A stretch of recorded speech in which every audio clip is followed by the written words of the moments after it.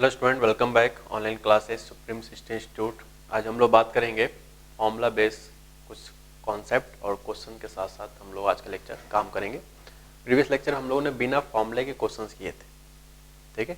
आज के लेक्चर में उसी तरह क्वेश्चंस को फॉर्मूले के अकॉर्डिंग कैसे करते हैं आज हम सीखने जा रहे हैं। तो most of the student previous lecture अगर नहीं समझ पा रहे तो वो इस फॉर्मूले के अकॉर्डिंग कर सकते हैं जो अभी हम बताएंगे, ठीक है। तो फॉर्मूले से पहले हम लोग एक फॉर्मूला यहाँ पे समझने जा रहे हैं। लिखा है नंबर ऑफ वेज, मतलब कितने तरीके होंगे of arranging all and different things.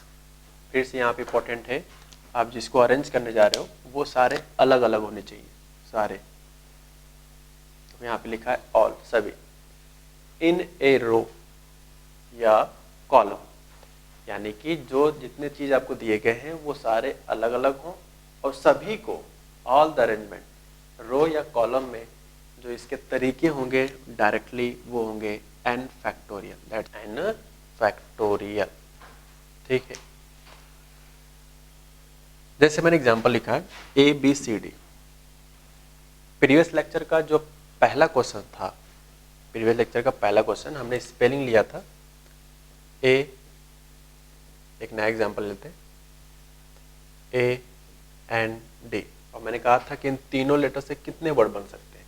तो हम लोग बना बना के देख रहे थे उस समय, याद है, A N D, A D N, N A D, N D A, D N A, D A N. तो टोटल कितने वेज आए थे? 6 वेज। तो यार उस समय मजबूरी था, हम लोग क्यों फॉर्मूला कुछ नहीं पढ़े थे, तो इसलिए मैंने डाटा भी छोटा दिया था ताकि आप उससे समझ सको, ठीक। लेकिन इस मैथमेटिकल फॉर्मूले से आपके डिजिट चाहे 3 हो, 4 हो, 5 हो, चाहे अल्फ़ाबेट हो, चाहे डिजिट हो, उन सारे सवालों में सबका मालिक है। लेकिन सिर्फ n फैक्टोरियल तभी है जब आपको यहाँ पे लिखा होगा वो सारे चीज़ को अरेंज करना है। Number of ways of arranging all and different things, all, ठीक है, सभी को अरेंज करने का जो फॉर्मूला है वो n फैक्टोरियल। तो आज के लेक्चर के हिसाब से अगर देखा जाए तो हम लोग अल्टरनेट मेथड से क्या कर सकते हैं। देखो यहाँ पे टोटल 6 वेज आ रहा है, 6 तरीके, लेकिन फॉर्मूले से कैसे हो जाएगा। तो देखो क्या जितने चीज़ों का आप अरेंज करो वो अलग अलग है, जी हाँ, n=3 है, सभी अलग है, बिल्कुल सही।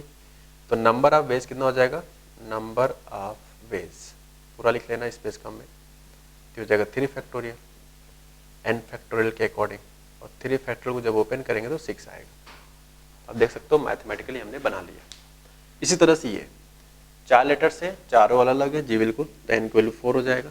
तो number of arranging all things, number of arranging all things कितना हो जाएगा बच्चों, n फैक्टोरियल। तो फॉर्मूला हो जाएगा 4 फैक्टोरियल, सॉल्व करेंगे 24 वेज आएगा, ठीक है। तो ये वो फॉर्मूला है, चाहे रो में अरेंज करने के लिए कहे क्वेश्चन में, चाहे कॉलम में। बट हाँ, ज़्यादातर आपको जो क्वेश्चन 98% दिखेंगे वो रो वाइज ही पूछे जाते हैं, ठीक है। तो फिर ठीक है, इसलिए मैंने कॉलम वाइज को अलग कलर से दिखाया है। तो चाहे A B C D, B C D A, C D A ऐसे से लिखो, चाहे इस तरह से लिखो column wise A B C D A something something, इन सारे सिचुएशंस में जो तरीके निकल के आएंगे वो हमेशा सेम फॉर्मूले के अकॉर्डिंग आएगा, ठीक। तो ये कुछ बातें थी जो हम लोग पहले लेक्चर में, नॉट पहला, प्रीवियस लेक्चर में हम लोगों ने बना बना के देखा। आज के लेक्चर से हम लोग फॉर्मूला के अकॉर्डिंग कर रहे हैं। और ध्यान रहे सिर्फ n फैक्टोरियल तभी लगेगा जब हमें सबको अरेंज करने के लिए क्वेश्चन में कहेगा या अरेंज करना पड़ेगा, और वो भी डाटा सारे के सारे अलग अलग होने चाहिए तभी, ठीक है। जैसे यहाँ पे 3 था, सभी अलग थे, यहाँ पे 4 है, सभी अलग है, चारों को अरेंज करना था, तीनों को अरेंज करना था, ठीक है। तो जब सबको अरेंज करना होगा और सभी के सभी डिफरेंट डिफरेंट होंगे तभी आपको ये डायरेक्ट फॉर्मूला बताएगा, ठीक। तो आइए देखते हैं कुछ क्वेश्चंस के अकॉर्डिंग काम करते हैं। तो स्टूडेंट आइए देखते हैं एक नया एग्जांपल। ये लिखा है find total number of different word, ठीक है, different word that can be form by using all letter of words. आपको जो वर्ड बनाने हैं वो इन सारे लेटर को बनाने हैं, चाहे मीनिंग हो या मीनिंगलेस हो, ठीक है। हो सकता है कि स्ट्रेंज मिस होता होगा कुछ, लेकिन इसके अगर 1-2 स्पेलिंग आगे पीछे कर दिया जाए तो हो सकता है डिक्शनरी में इसका कोई मीनिंग ना निकल के आ रहा हो। तो मीनिंग भी हो या मीनिंगलेस हो, जितने भी सारे पॉसिबिलिटीज होगा इन्हीं अल्फ़ाबेट का यूज़ करके वो कितने बनेंगे। सबसे पहला काम आपको होगा n की वैल्यू। तो n से पहले आपको ये देखना जरूरी है कि हम सबको जो अरेंज करने जा रहे हैं सबको, क्या वो सभी अलग अलग है।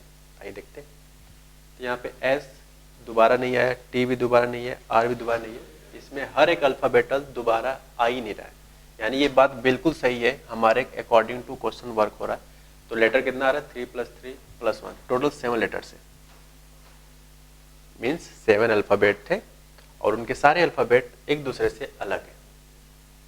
तो फॉर्मूला ये तो कह रहा है कि जिस चीज़ को आप अरेंज करने जा रहे हो सारे के सारे अगर अलग हो और सबको अरेंज करना है, उस केस में जो नंबर ऑफ वेज होगा, नंबर ऑफ वेज वो हो जाएगा आपका 7n फैक्टोरियल, क्योंकि जो 7 लेटर है ये भी आपके हाथ में डिफरेंट ही है, आप देख लो। और क्वेश्चन में कहा गया कि सबको अरेंज करो, 2 3 4 को नहीं, सबको अरेंज करो, सबको एक साथ रख दो, तो हो जाएगा 7 फैक्टोरियल। सॉल्व करने से जो कुछ आएगा इस वो आंसर होगा। तो एक क्वेश्चन हम लोग और स्टार्ट करते हैं। लिखा है find total number of different signal that can be form by using 4 different colour in a row. इनका कहना है कि आपको टोटल सिग्नल बताने, जैसे कहीं भी आप जाते हो यार, ठीक है, वहाँ पे जहाँ पे पुलिस खड़े होते हैं वहाँ पे एक राउंड राउंड लगा होता है ना, जहाँ पे ग्रीन जलता है तो आप चले जाते हो, रेड होता है रुक जाते हो, ठीक है, येलो का मतलब होता है कि तैयार हो जाओ, ग्रीन होने वाला है, समथिंग टाइप के सिग्नल्स आप देखते होंगे, ठीक है। तो आपको बताना है, और ध्यान रहे जो सिग्नल्स के जो बोर्ड होते हैं कई तरह से रिप्रेजेंट किया जाता है, ठीक है, कई तरह के कलर्स होते हैं। मान लेते हैं कि कुछ जगहों पे इस तरह से होता है बोर्ड पे, अगर आप ध्यान से देखो जाकर, मान लेते हैं रेड है, ये ग्रीन है, ये येलो है, और एक कोई कलर ले लेते हैं, मान लेते हैं ब्लू कलर, ठीक। ये इस तरह से कई जगह इस तरह के लोकेशन होगा, या कई जगहों पे जो सिग्नल को क्रिएट किया जाता है कुछ इस तरह से होता है, हॉरिजॉन्टल और वर्टिकल दोनों शेप में होते हैं, ठीक है। तो ये दो तरह के सिग्नल जनरली आपको रिप्रेजेंटेशन रियल लाइफ में देखने को मिलते हैं इस तरह के, ठीक। इससे ज़्यादा भी होंगे बट जनरली या तो हॉरिजॉन्टल कलर्स का अरेंजमेंट होता है या तो वर्टिकल, बोले तो या तो रो वाइज होता है या तो कॉलम वाइज।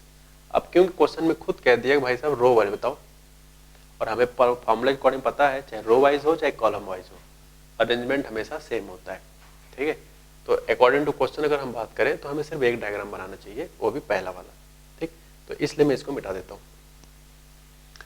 अब बताओ, जैसे RGYB हो सकता है कि किसी सिग्नल पे इस तरह का अरेंजमेंट हो, मे बी हो सकता है कि सिग्नल पे ग्रीन स्टार्टिंग से हो, येलो हो, रेड हो, फिर ब्लू हो, या हो सकता है कहीं जो दूसरे जाओ तो हो सकता है ब्लू से स्टार्ट हो, फिर येलो हो, रेड हो, फिर ग्रीन हो।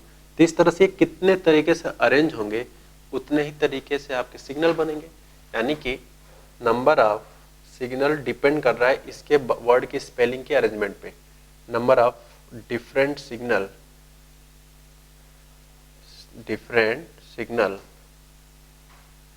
depend upon arrangement of word RGYB। जितने तरीके से ये स्पेलिंग अरेंज होंगी उतने ही तरीके से सिग्नल बनाए जा सकते हैं। देखो ये कोई रूल नहीं है कि जिस सिग्नल पे स्टार्टिंग रेट सही हो, डिपेंड करता है बनाने वाला किस तरह से उसने सोच के बनाया है, ठीक है। बट अगर हम मैथमेटिकली प्रूफ बात करें तो कोई अगर पक्षपात ना रखा जाए, अपनी तरफ कोई अगर इच्छा ना हो, तो इसमें से आप कोई भी आगे पीछे कलर्स को रख सकते हो बनाते समय, ठीक है। अब मान लो रूल ही लग गया कि नहीं भाई साहब पहले रेड कलर ही होगा, तो ठीक है पहला रेड होगा तो ये 3 चेंज हो सकते हैं, ठीक, तभी सब बताएंगे। यहाँ पे बताओ जो लेटर को अरेंज करने जा रहे हैं टोटल 4 है, बिल्कुल चारों को अरेंज करना है। अब चारों को अरेंज में आपको ध्यान से देखना है कि सारे कलर्स बोला गया है अलग अलग है, डिफरेंट कलर्स। तो नंबर ऑफ वेज कितना हो जाएगा, number of different signal, number of different signal कितने तरह से अलग अलग डिफरेंट सिग्नल बनाए जा सकते हैं अलग अलग कलर के, तो हो जाएंगे n फैक्टोरियल, बोले तो 4 फैक्टोरियल, बोले तो 24। तो ऐसे 24 तरीके हो सकते हैं इस बात के कि इन चारों कलर का यूज करके आगे पीछे अरेंज करके, चाहे जैसे सिचुएशंस हो उस हिसाब से आंसर देता है, ठीक है। तो ऐसे टोटल आप 24 तरीका बस बना सकते हो, इससे ज़्यादा नहीं, और इससे कम नहीं। कम तो आपकी इच्छा है कि आप 2 बनाना चाहते हो, 3 4, मतलब 24 एग्जैक्टली बन सकता है। अब सिग्नल पे किस तरह का बना हुआ है डिपेंड करेगा बनाने वाले पे, ठीक है। तो ठीक है, ये सवाल हो गया, नोट कर लो। तो अब हम लोग फॉर्मूला स्टार्ट करने जा रहे हैं परमुटेशन का, ठीक है। यहाँ लिखा है NPR, और इसके पहले के लेक्चर्स में हमने NCR पढ़ा था। C का मतलब यहाँ कॉम्बिनेशन से होता है और P का मतलब होता है परमुटेशन का। हमने बताया था कि C पता चलता है कैसे, जब क्वेश्चंस में आपको सेलेक्ट वर्ड यूज करने को मिले, और परमुटेशन का पता कैसे चलता है, जब आपको चीजों को अरेंज करने के लिए कहा जाए, ठीक। तो NPR का क्या तरीका है, तो ये सीधा फार्मूला है, किसी बंदे ने बड़े अच्छे से बनाया है इसको, हमारा काम इसको याद करना। तो n फैक्टोरियल डिवाइड बाई, इनमें से इसको सब्ट्रैक्ट कर दो, जो आएगा वो आंसर है। और ध्यान रहे, इसमें कोई ट्रिक नहीं है जल्दी लिखने का। जैसे 10C4 C जब होता था हमने ट्रिक बताया था, NPR में कोई ट्रिक नहीं, एकदम सेम टू सेम लिखते चलना है। क्या लिखे भाई, तो इसको अगर सॉल्व करें ये हो जाएगा 10 फैक्टोरियल 10 - 3 फैक्टोरियल 10 फैक्टोरियल 10 - 3 7 फैक्टोरियल। तो बस बड़े वाले को ओपन करो तब तक जब तक कि नीचे वाला ना आ जाए। 10 9 8 7 आ गया, वहीं पे फैक्टोरियल चिपका दो, 720 आ जाएगा। जैसे ये लिखा 11P5, ये हो जाएगा 11 फैक्टोरियल एंड 11 - 5। तो 11 फैक्टोरियल डिवाइड बाई 6, 11 फैक्टोरियल होगा 11, तब तक ओपन करो जब तक 6 ना आ जाए। 10 9 8 7 6 आ गया, रुक जाएंगे, ये खत्म। ये हो जाएगा 9 8 72 एंड 720 गुणे 7। इनको मल्टीप्लाई कर लेना, जो कुछ आएगा वो आंसर होगा। और ध्यान रहे आपको इस सवाल में सवाल के आंसर फाइनल तक जाना होता है, ऐसा नहीं बीच में लिख के छोड़ दो, ठीक है। चाहे एकेडमिक बच्चे हो या फिर कंपटीशन वाले, आंसर हमेशा एक्सपेंडेड फॉर्म में दिया जाता है, ठीक है।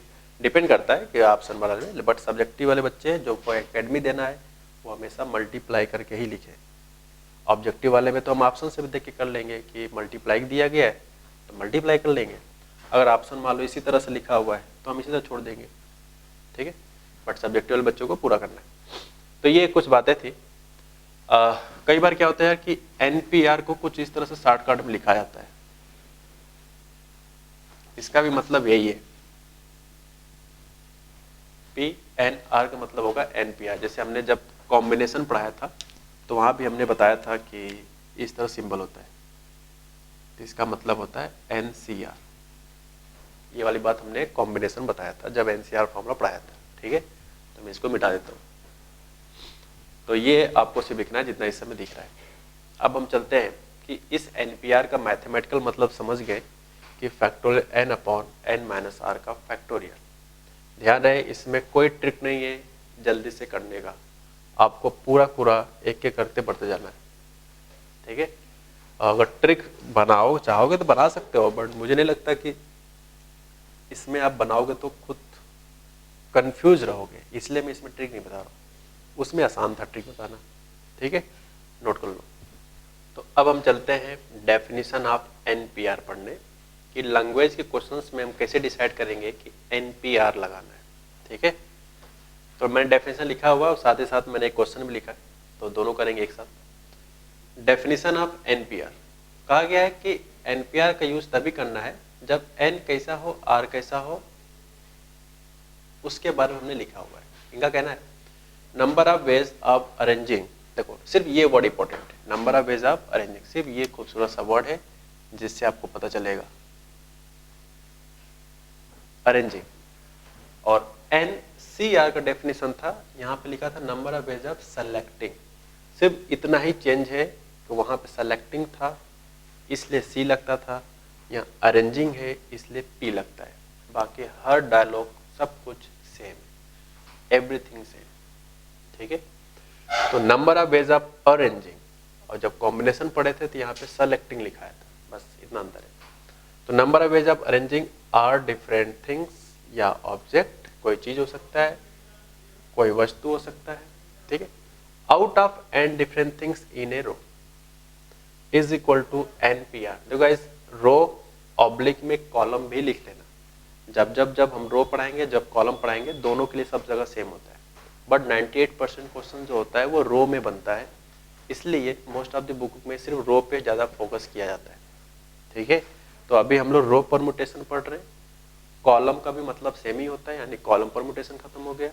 कुछ समय के बाद आई थिंक कुछ लेक्चर में हम लोग सर्कुलर परमुटेशन पढ़ेंगे, तो वो अलग होगा, ठीक है। तो इस बात का ध्यान रहे, रो भर लिखा है, ऑब्लिक में आपको कॉलम भी लिख लेना है, चाहे ये हो चाहे कहीं बड़ा हो, ठीक।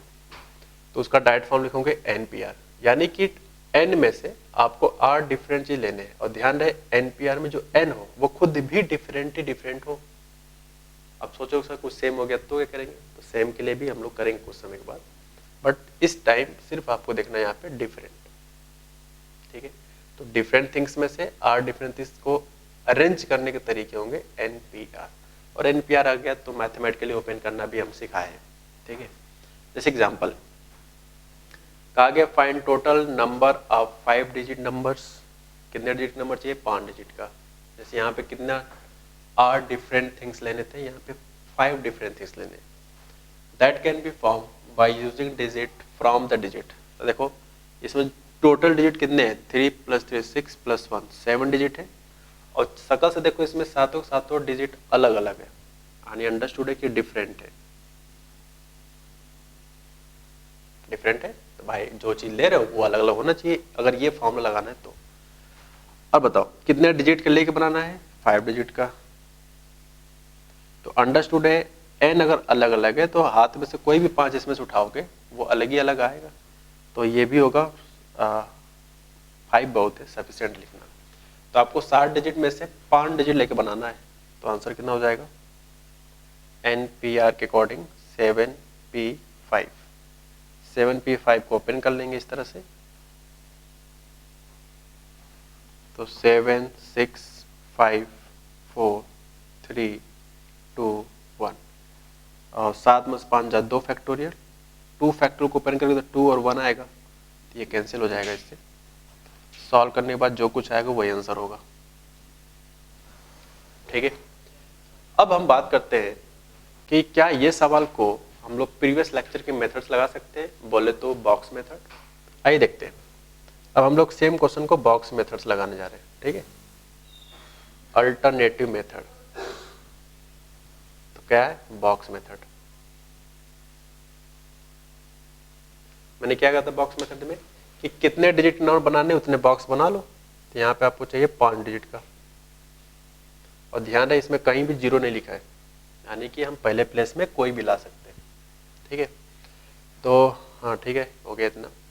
तो टोटल डिजिट कितने, 3 3 6 + 1 7, तो पहले प्लेस पे 7 वेज होंगे, फिर डिजिट क्योंकि रिपीट नहीं कर रहा है इसलिए 6 5 4 3, तो बस इनको आपस में मल्टीप्लाई कर लो, 6 5 4 3। तो अगर ध्यान से देखो मैथमेटिकली तो ये यही चीज तो आ रहा है, 7 6 5 4 3, बस। तो ये है बॉक्स मेथड, यानी कि इस सवाल को हम जवाब बॉक्स मेथड से दे चुके हैं पहले भी, बट फॉर्मूले कैसे लगाएंगे वो आपको मैंने यहाँ दिखाया। तो जो एकेडमी वाले बच्चे हैं वो इस फॉर्मूले को प्रीफर करें, और जो कंपटीशन वाले ज़्यादातर इसको प्रीफर करें। बॉक्स मेथड काफ़ी सारे क्वेश्चन आसानी से लग जाते हैं, ठीक है, नोट कर लो। तो अब हम बात करते हैं यहाँ पे एक उसी डिफरेंट सिग्नल से रिलेटेड एक क्वेश्चन और है, ठीक है, आइए देखते हैं। तो सिग्नल वाले के लिए बाई चांस वहाँ पे सभी को अरेंज करना था, तो इसलिए पिछले क्वेश्चंस में 4 फैक्टोरियल से कर लिया था जब सिग्नल वाला सवाल कराए थे तब। अब क्या कहा गया है, find total number of different signal that can be form by using. आपको बताना कि टोटल नंबर ऑफ डिफरेंस कितने बन सकते हैं बाय यूजिंग। पहला क्वेश्चन है 3 सिग्नल, आपको 3 सिग्नल लेके बनाने हैं, कितने में से, आउट ऑफ 5 डिफरेंट सिग्नल। अब सोचो पहले सवाल जो आंसर होगा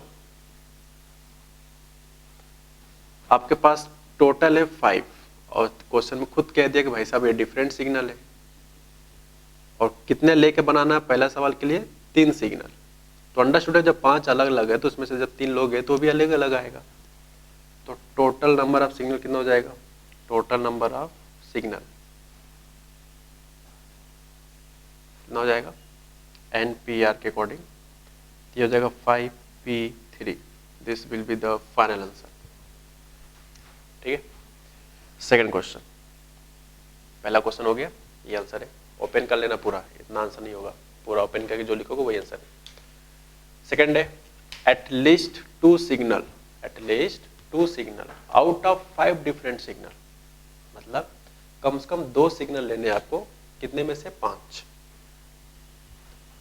तो देखो यहां पे रिस्ट्रिक्शन है कि n भी 5 है, लेकिन जो r है उसके लिए रिस्ट्रिक्टेड है कि आपको एटलीस्ट कम से कम कितने लेके बनाने, कम से कम 2 सिग्नल जरूर हो। तो हमने क्या बताया था, जब भी रिस्ट्रिक्टेड हो तो क्वेश्चंस को फुलफिल करते हुए आगे बढ़ते हैं। मतलब 5P2 या और का मतलब मैथमेटिकल प्लस होता है, 5P3 या मतलब प्लस 5P4 या मतलब प्लस 5P5। अब क्योंकि 5 ही डिफरेंट सिग्नल है तो 5 ही तक जाएंगे। तो या तो 2 ले लो, या तो 3 ले लो, या तो 4 ले लो, तो 5 ले लो। तो क्वेश्चन में कहा गया तो कम से कम 2 लेकर बनाना है। तो 2 लेकर सिग्नल बन सकते हैं, 3 सिग्नल लेकर बन सकते हैं, 4 सिग्नल लेकर भी बनाया जा सकता है, 5 सिग्नल लेकर भी बनाया जा सकता है। ये इनके टोटल वेज हो जाएंगे। मल्टीप्लाई क्यों कर रहा हूँ, सॉरी ऐड क्यों कर रहा हूँ, ऐड का रीजन क्या है, हमारा क्वेश्चन का बाउंडेशन कब खत्म हो रहा है, जब कम से कम 2 सिग्नल ले रहे हो। तो जब क्वेश्चंस का रिस्ट्रिक्शन खत्म हो जाता है तो हमेशा प्लस करते हैं, और जब तक खत्म नहीं होता है तब तक आपस में मल्टीप्लाई करते रहते हैं। ठीक है, तो यहाँ पे 2 सिग्नल ले लेना, हमारा क्वेश्चन कंप्लीट हो जाता है। तो इसलिए 2 ले लिया, प्लस अब 2 से ज़्यादा भी ले सकते हैं, 3 भी ले सकते हैं, या 4 भी, या तो 5 भी। मैक्सिमम 5 ही सिग्नल थे, इसलिए 5 पे जाकर रुक जाएंगे। ठीक है, तो इस तरह से गाइस ये सवाल का भी फाइनल आंसर आ गया, नोट कर लो। अब हम लोग NPR को फॉर्मूला को एक बार किसी और नज़र से देखना चाहते हैं, देखते हो नज़र क्या है। तो हम लोग अभी पढ़े कि NPR का फॉर्मूला स्टूडेंट होता है n factorial upon n minus r factorial. अभी कुछ नहीं लिखना है, सिर्फ सुनना है। ठीक, फिर बाद में फाइनल बात बताएंगे कि सिर्फ ये लिखना है, पहले आप सुन लो कि वो आया कहाँ से। अगर हम लोग इसमें अपनी तरफ से कुछ फैक्टोरियल r से मल्टीप्लाई कर दे ऊपर नीचे, ताकि क्वेश्चन में कोई फर्क ना पड़े। तो अगर आप गाइस ध्यान से देखो तो ये कुछ लिखा हुआ है, कॉम्बिनेशन है ये, यानी कि NCR का फॉर्मूला, और इनटू क्या है फैक्टोरियल r। तो यानी कि NPR एक फॉर्मूला बन गया R के फॉर्मेट में, यानी कि कॉम्बिनेशन और परमुटेशन का खूबसूरत रिलेशन। NPR NCR का ये रिलेशन है। अब हमें पता क्या चलेगा कि ये लगाना है। तो यार जब फॉर्मूले से यही चीज लिखा है तो बात तो वही हुआ ना। जैसे अब आपको मैं बात बताऊं, यहाँ पे मैं लिखना चाहूंगा नीचे, ठीक, कहाँ से आ गया मैंने बता दिया। अब मैं इसको मिटा देता हूँ, अब सिर्फ आपको ये लिखना है जो बोर्ड पे दिख रहा है। NPR का क्या मतलब होगा, उसके नीचे लिखते हैं arranging r different things and different things।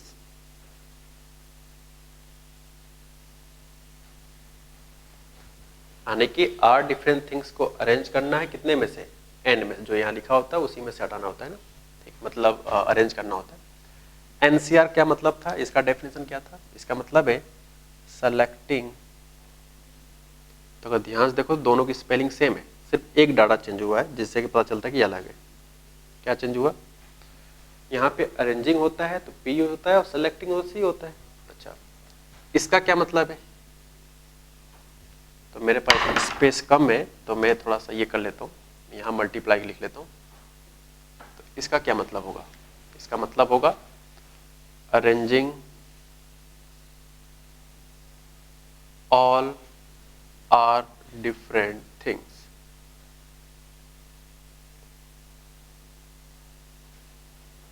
ठीक है, तो ये एक मीनिंग है, इसके नीचे अगर ये मीनिंग लिखे हो थोड़ा सा अंडरस्टैंडिंग क्वेश्चंस के समय काफ़ी बेटर होगा।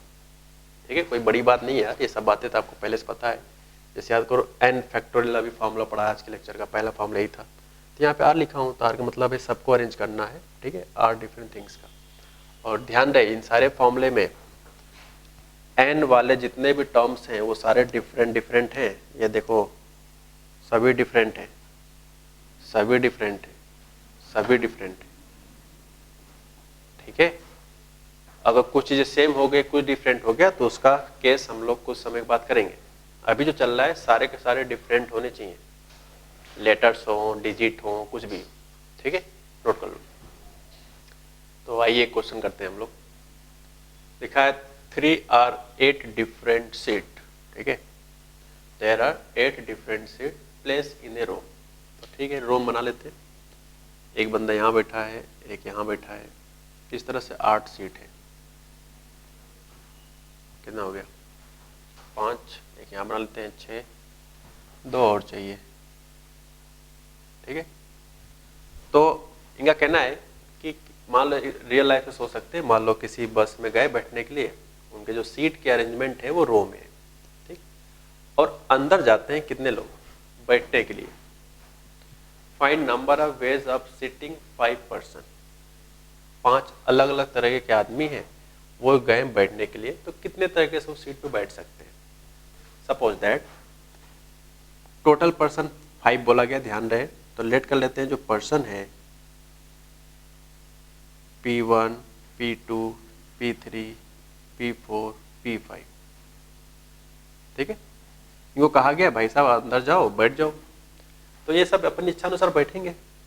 और बैठने का मतलब ये नहीं कि एक दूसरे के ऊपर बैठेंगे, इसमें ऐसा केस नहीं है। ठीक है, यहाँ बोला गया number of ways of sitting 5 person, तो ऐसा नहीं कि आपको एक दूसरे के ऊपर बैठा के एडजस्ट कर जा रहे हो, नहीं। पागली लोग होंगे कि 8 सीट में से 8 के 8 खाली है और उनमें से आपको 5 लोग को बैठाना और एक दूसरे के ऊपर बैठा रहे हो। इट्स नॉट पॉसिबल है, लेकिन आपकी इच्छा है, बैठा रहे हो नहीं बैठा रहे हो। ठीक है, तो वो पागल लोग होंगे जो 8 सीट खाली देखकर एक को एक दूसरे के ऊपर बैठेगी सीट पे। तो ठीक है, तो इज्जतदार आदमी क्या करेगा कि इनके अपने अपनी जगह का जाओ, भाई तू बैठ जाओ, सब लोग बैठ जाओ, सब सीट पूरी खाली हुआ। अगर देखते होगे बस के जो कंडक्टर लोग होते हैं वो यही बोलते हैं, जब सीट में जब पहला कस्टमर आता है तो जो पूछता है कि भाई साहब हम कहाँ बैठे, तो उनका कहना होता है अरे पूरी सीट भरी पड़ी है, चाहे जहाँ जगह बैठो। ऐसा सुने होगे अगर बस में ट्रेवल किए हुए तो। ठीक है, तो यहाँ पे कोई भी कहीं बैठ सकता है। मैं मान लेता हूँ कि P1 वाला यहाँ बैठ गया, सपोज दैट P3 इसके बगल में बैठ गया दोस्ती के कारण, और मान लो P4 यहाँ बैठ रहा है, और P5 मान लो पहले सीट पे बैठ गया, सपोज दैट। और एक बंदा और बच रहा है P2 नाम का, मान लेते हैं P2 वाला ने लास्ट पे बैठ गया, तो सीट तो अब खाली रहेगी ना, 1 2 3 सीट तो खाली है। क्या जरूरी है कि इन बैठने का जो तरीका मैंने अभी दिखाया है कॉपी में क्या यही हो? बिल्कुल, इससे अलग भी हो सकता है। जैसे हो सकता है कि 2 वाला यहाँ बैठे, 3 वाला यहाँ बैठे, ये भी एक पॉसिबिलिटी है। हो सकता है P4 यहाँ ना बैठे, इसके बगल में बैठ जाए। तो ऐसे तो कई सारे पॉसिबिलिटीज होगा। मतलब ये कि अपने पास टोटल डिफरेंट सीट्स थे 8 में से आपको सेलेक्ट करना है 5 सीट। सेलेक्ट 5 सीट, हमने 5 सीट सेलेक्ट कर लिया, 5 सीट सेलेक्ट कर लिया। वैसे भी देख सकते हो आप बच्चों यहाँ पे कि यहाँ पर there are 8 different seat place in a row, number of ways of seating. बताओ P2 का 4th नंबर पे बैठना और P4 का 7th नंबर बैठना है, ये अलग अलग बात है या सेम बात है? ये अलग अलग बात है। अगर P4 यहाँ बैठेगा, P2 यहाँ बैठेगा, तो ये अलग अलग बातें होंगी। इसका मतलब है कि ये अरेंजमेंट है। तो आप सोच रहे होगे मैंने सेलेक्ट क्यों किया है फिर? तो मैंने रैंडम देखा कि हमारे पास 8 का 8 सीट मान लो वैकेंट था, एकदम खाली था। अब 5 ही लोग गए तो वो 5 लोग चूज करेंगे ना कि भाई हम कहाँ बैठेंगे, और 5 ही लोग को बैठना है तो 5 ही सीट चूज करेंगे अपनी इच्छा अनुसार। तो मैंने कहा कि 8 में से 5 सीट क्या कर लिया, सेलेक्ट 5 सीट इनटू, और अगर उन 5 में इनको अरेंज कर दे, अरेंज 5 पर्सन, 5 से मल्टीप्लाई क्यों कर रहा हूं? क्योंकि वो P3 कहीं बैठ सकता है, P2 भी कहीं बैठ सकता है, P4 भी कहीं बैठ सकता है, P1 भी कहीं बैठ सकता है, कोई कहीं भी बैठ सकता है स्टूडेंट। अगर ध्यान से देखो तो ये मैथमेटिकली 8P5 ही तो लिखा है, यानी कि 8 बॉक्स में से 5 लोग को बैठना है तो 8P5, ठीक है। तो मैथमेटिकली थोड़ा सा जो फीलिंग आती है वो कॉम्बिनेशन से ज़्यादातर आता है। तो मैं कुछ सवाल ऐसा करूंगा जिसमें कॉम्बिनेशन से कलेक्ट करके चीज़ों को आगे बढ़ाएंगे, ठीक है। तो कॉम्बिनेशन से क्वेश्चन को हैंडल करना ज़्यादा बेटर होता है उस खूबसूरत से रिलेशन के साथ। तो 5 लोग को सेलेक्ट किया, उन्हीं 5 को अरेंज किया, क्योंकि 5 को बैठाना था ना। और अरेंज इसलिए किया क्योंकि ये डिपेंड करेगा कि P1 यहाँ है, P5 यहाँ है।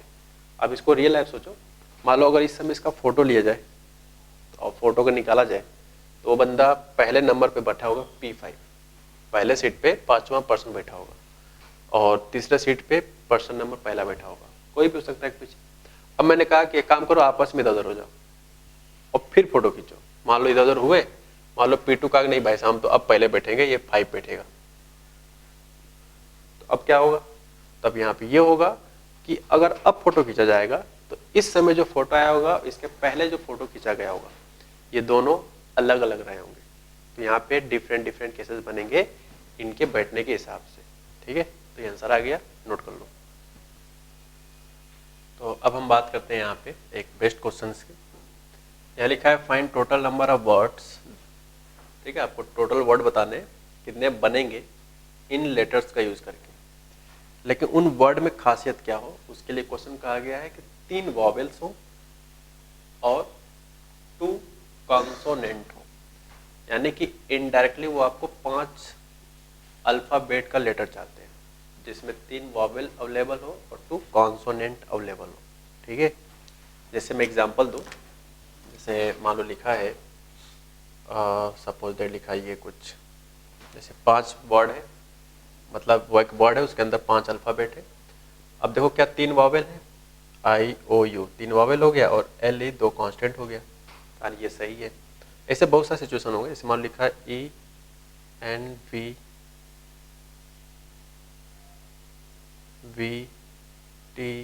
मान लो ये लिखा, तो ध्यान देखो तो इसमें सिर्फ वॉवेल 2 है, कॉन्सोनेंट 3 है, लेटर तो भी 5 है लेकिन वह वॉवेल 2 है और कॉन्सोनेंट 3 है। लेकिन क्वेश्चन क्या कहा गया था, वॉवेल 3 होना चाहिए, कॉन्सोनेंट 2 होना चाहिए, तो हमें इस तरह का डाटा नहीं चाहिए। तो हमें सिर्फ वही चाहिए, इस तरह के तो बहुत सारे नंबर बनेंगे ना, हमें वो नंबर चाहिए जिसमें एग्जैक्टली 3 वॉवेल्स अवेलेबल हो और एग्जैक्टली 2 कॉन्सोनेंट अवेलेबल। आपको सब पता होगा कोई भी वर्ड बनता है वॉवेल कॉन्सोनेंट मिलाकर, या तो प्योर वॉवेल होता है या तो प्योर कॉन्सोनेंट होता है, या तो कुछ वॉवेल हो गए कुछ कॉन्सोनेंट हो गए। ये रियल लाइफ का एग्जाम्पल है। बट अब क्योंकि हमें सिर्फ इसी वर्ड से काम करना है तो हम लोग सब कुछ वॉवेल कॉन्सोनेंट इसी में से देखेंगे। तो देखने के बाद हमने वॉवेल लिखा हुआ है, इसी में से निकाल के 4 होंगे और इसी में जो कॉन्सोनेंट बचे हैं वो ये है, ठीक है। अब क्या करें बताओ बच्चों, वॉवेल कितने टोटल 4। क्वेश्चन क्या कहा गया कि 3 वॉवेल लेने चाहिए, तो इन 4 वॉवेल में से कितने वॉवेल सेलेक्ट कर लो, 3। क्वेश्चन अभी खत्म नहीं हुआ है, यानी कि multiply and 2 consonant, total consonant कितने बच्चों 5, तो हो जाएगा 5 से 2, 5 से 2 सेलेक्ट कर लिया। अब बताओ जैसे फॉर एग्जांपल ये जिसमें 3 वॉवेल है IOE नाम का, 2 कॉन्सोनेंट है L नाम का, इसमें क्या प्रॉब्लम हो गया, शायद मैंने 4 ले लिए, नहीं यहाँ V है actually, this is the V, IOE 3 consonant, sorry 3 vowel और LV, L और V ये कॉन्सोनेंट है और IOE वॉवेल। तो जैसे मानो ये ले लिया, तो 3 सेलेक्ट किया है अपने वॉवेल्स और 2 सेलेक्ट किया है कॉन्सोनेंट। क्या जरूरी है कि इसी तरह का अरेंजमेंट हो सकता है कि इनकी स्पेलिंग आगे पीछे हो जाए, यानी जो बचे 5 लेटर हैं इन पांचों का आपस में क्या हो सकता है अरेंजमेंट। तो इसलिए क्योंकि हमें वर्ड चाहिए तो वर्ड में आपका अरेंजमेंट ही होता है हमेशा, इसलिए 5 फैक्टोरियल यहाँ पे कर देंगे। तो ये क्या है, अरेंजिंग ऑफ क्या 3 वॉवेल्स एंड 2 कॉन्सोनेंट। हाँ जी, तो आइए बात करते हैं। तो इसको जब सॉल्व करेंगे बच्चों तो ये हमारा इस क्वेश्चन का final answer I think complete हो जाता है। ठीक है, ओके, तो इसको नोट कर लो। तो आई स्टूडेंट, अब हम लोग स्टार्ट करते हैं सर्कुलर परमुटेशन। आई थिंक आज के लेक्चर में ये आ गया फिलहाल। तो सर्कुलर परमुटेशन का मतलब क्या होता है? इसके पहले हम लोगों ने परमुटेशन तो पढ़ा, लेकिन वो रो परमुटेशन था, लेकिन कभी रो वर्ड यूज करके हम लोग बोलते नहीं है, ठीक है। रो परमुटेशन होता है लेकिन बोलते नहीं है, सिर्फ परमुटेशन बोलते हैं। और क्योंकि क्वेश्चन में बोल देता है ना कि रो में अरेंज कर, अब इसे कोई अगर आप वर्ड लिख रहे हो तो अंडरस्टूड है रो में ही लिखोगे। कोई नंबर लिख रहे हो 445, 5201, तो वो सब रो में ही तो लिखा जाता है, तो अंडरस्टूड होता है कि रो परमुटेशन ही होता है। लेकिन सर्कुलर परमुटेशन जब भी होगा सवाल में, तो आपको ये सर्कुलर वर्ड यूज देखने को कहीं ना कहीं क्वेश्चन में मिलेगा, तो उससे पता चल जाएगा कि ये आपका जो चैप्टर है वो सर्कुलर परमुटेशन बेस्ड क्वेश्चन लगने वाला है, ठीक है। तो पहले बात करते हैं सर्कुलर परमुटेशन होता क्या है। जैसे इनका कहना है कि अरेंज एनी ऑब्जेक्ट और थिंग्स, कोई वस्तु हो कोई चीज हो, इन ए सर्कल, यानी कि एक राउंड टेबल होगा, इसमें लोगों को अरेंज करने क्या तरीके होंगे, ठीक है। ए बी सी डी कोई भी नाम दे सकते हैं समझाने के लिए। तो सर्कुलर टेबल हो सकता है, सर्कुलर में जैसे आप कैफे पे जाते हो, कॉफी कैफे पे, तो वहां पे आप देख सकते हो सर्कुलर टेबल मोस्टली रखा जाता है। रेक्टेंगल शेप में भी हो सकते हैं, बट हमारे जो सवाल होंगे वो सर्कुलर टेबल में ही होगा, ठीक है। तो ये सारी बातें हम लोग यहाँ समझने वाले हैं। तो ये तो हो गया सर्कुलर परमुटेशन पहचानेंगे कैसे, जब किसी भी ऑब्जेक्ट या वस्तु को किस में बैठाया जाए, सर्कल के फॉर्मेट में, ठीक, किनारे किनारे बैठा दिया जाए, ठीक। तो ये तो बात हो गया इसका मतलब। अब बात करते हैं फॉर्मूला क्या होता है। तो उसके लिए क्या कहा गया, देखो थ्योरी है number of ways of arranging and different things. ध्यान रहे, आप जिस चीज को अरेंज करने जा रहे हो वो 100% अलग होने चाहिए, जो फॉर्मूला पढ़ाने जा रहे हो उसके लिए। अराउंड ए सर्कुलर या सर्किल भी लिखा जा सकता है, ठीक है। सर्कुलर या सर्किल भी बोल सकते हैं क्वेश्चन में। विल बी इक्वल टू, यानी कि कोई एन डिफरेंट थिंग्स है, उनको सर्कल में अरेंज करने के क्या तरीके होंगे। जैसे 5 लोग सर्कल में बैठे हुए, उन 5 को आपस में कैसे अरेंज करें। कोई हो सकता है एक दोस्त बगल में बैठना चाहता हो या दूसरा दूर बैठना चाहता हो, ऐसे कई सारे केसेस बनेंगे ना। तो इस तरह से टोटल कितने केसेस बनेंगे, ये है उस चीज का फॉर्मूला अभी पढ़ने जा रहे हैं। इसका फॉर्मूला होता है सिंपल सा, n-1 का फैक्टोरियल। बस यहाँ पे एक कम कर लेते हैं, ठीक है। और याद करो रो में क्या था, सिर्फ n फैक्टोरियल। तो यही एक बात कमी होता है कि सर्कुलर में n-1 होता है, एक कम होता है। और इसी को अगर रो में बैठाते हैं तो सिर्फ n फैक्टोरियल, जैसा कि आज के लेक्चर का जो पहला फॉर्मूला था सिर्फ n फैक्टोरियल था पहले वाले। सर्कुलर के लिए बस उसमें से एक कम कर दो, तो टोटल टाइप के अरेंजमेंट हो जाते हैं सर्कल पे बैठाने के, ठीक है। ये बात होगी फॉर्मूले की। आइए देखते हैं कुछ इंपॉर्टेंट इसमें खास बात, क्वेश्चन किस लगाते समय काम आएगा। आइए देखते हैं स्टूडेंट। तो काफ़ी इंपॉर्टेंट बात यहाँ पे हम लिखने जा रहे हैं। तो ये काफ़ी इंपॉर्टेंट है, मतलब इसमें कोई शब्द ही नहीं कह सकता हूँ कितना बात ये इंपॉर्टेंट है। अगर आप इसको नहीं रटोगे, अपना दिमाग लगाओगे, तो आपसे हमेशा गलतियाँ होंगी। इससे अच्छा है कि इसको रट लिया जाए ताकि दिमाग लगाना ना पड़े। क्या रटना है, देखो जब हम लोग सर्कुलर में किसी को बैठाएंगे सर्कुलर टेबल पे, अभी हम क्वेश्चन कराएंगे तो इस बात को वहां यूज करके आपको बताएंगे, ठीक है। लिखा है when the position are fix या रिस्ट्रिक्शन, या रिस्ट्रिक्टेड भी हो सकता है या रिस्ट्रिक्शन लगा हो, देन तब उस जो सर्कुलर अरेंजमेंट होगा, जो सर्कल में बैठाया गया होगा, is treated as a row arrangement. उसको आप ट्रीट करना है रो अरेंजमेंट।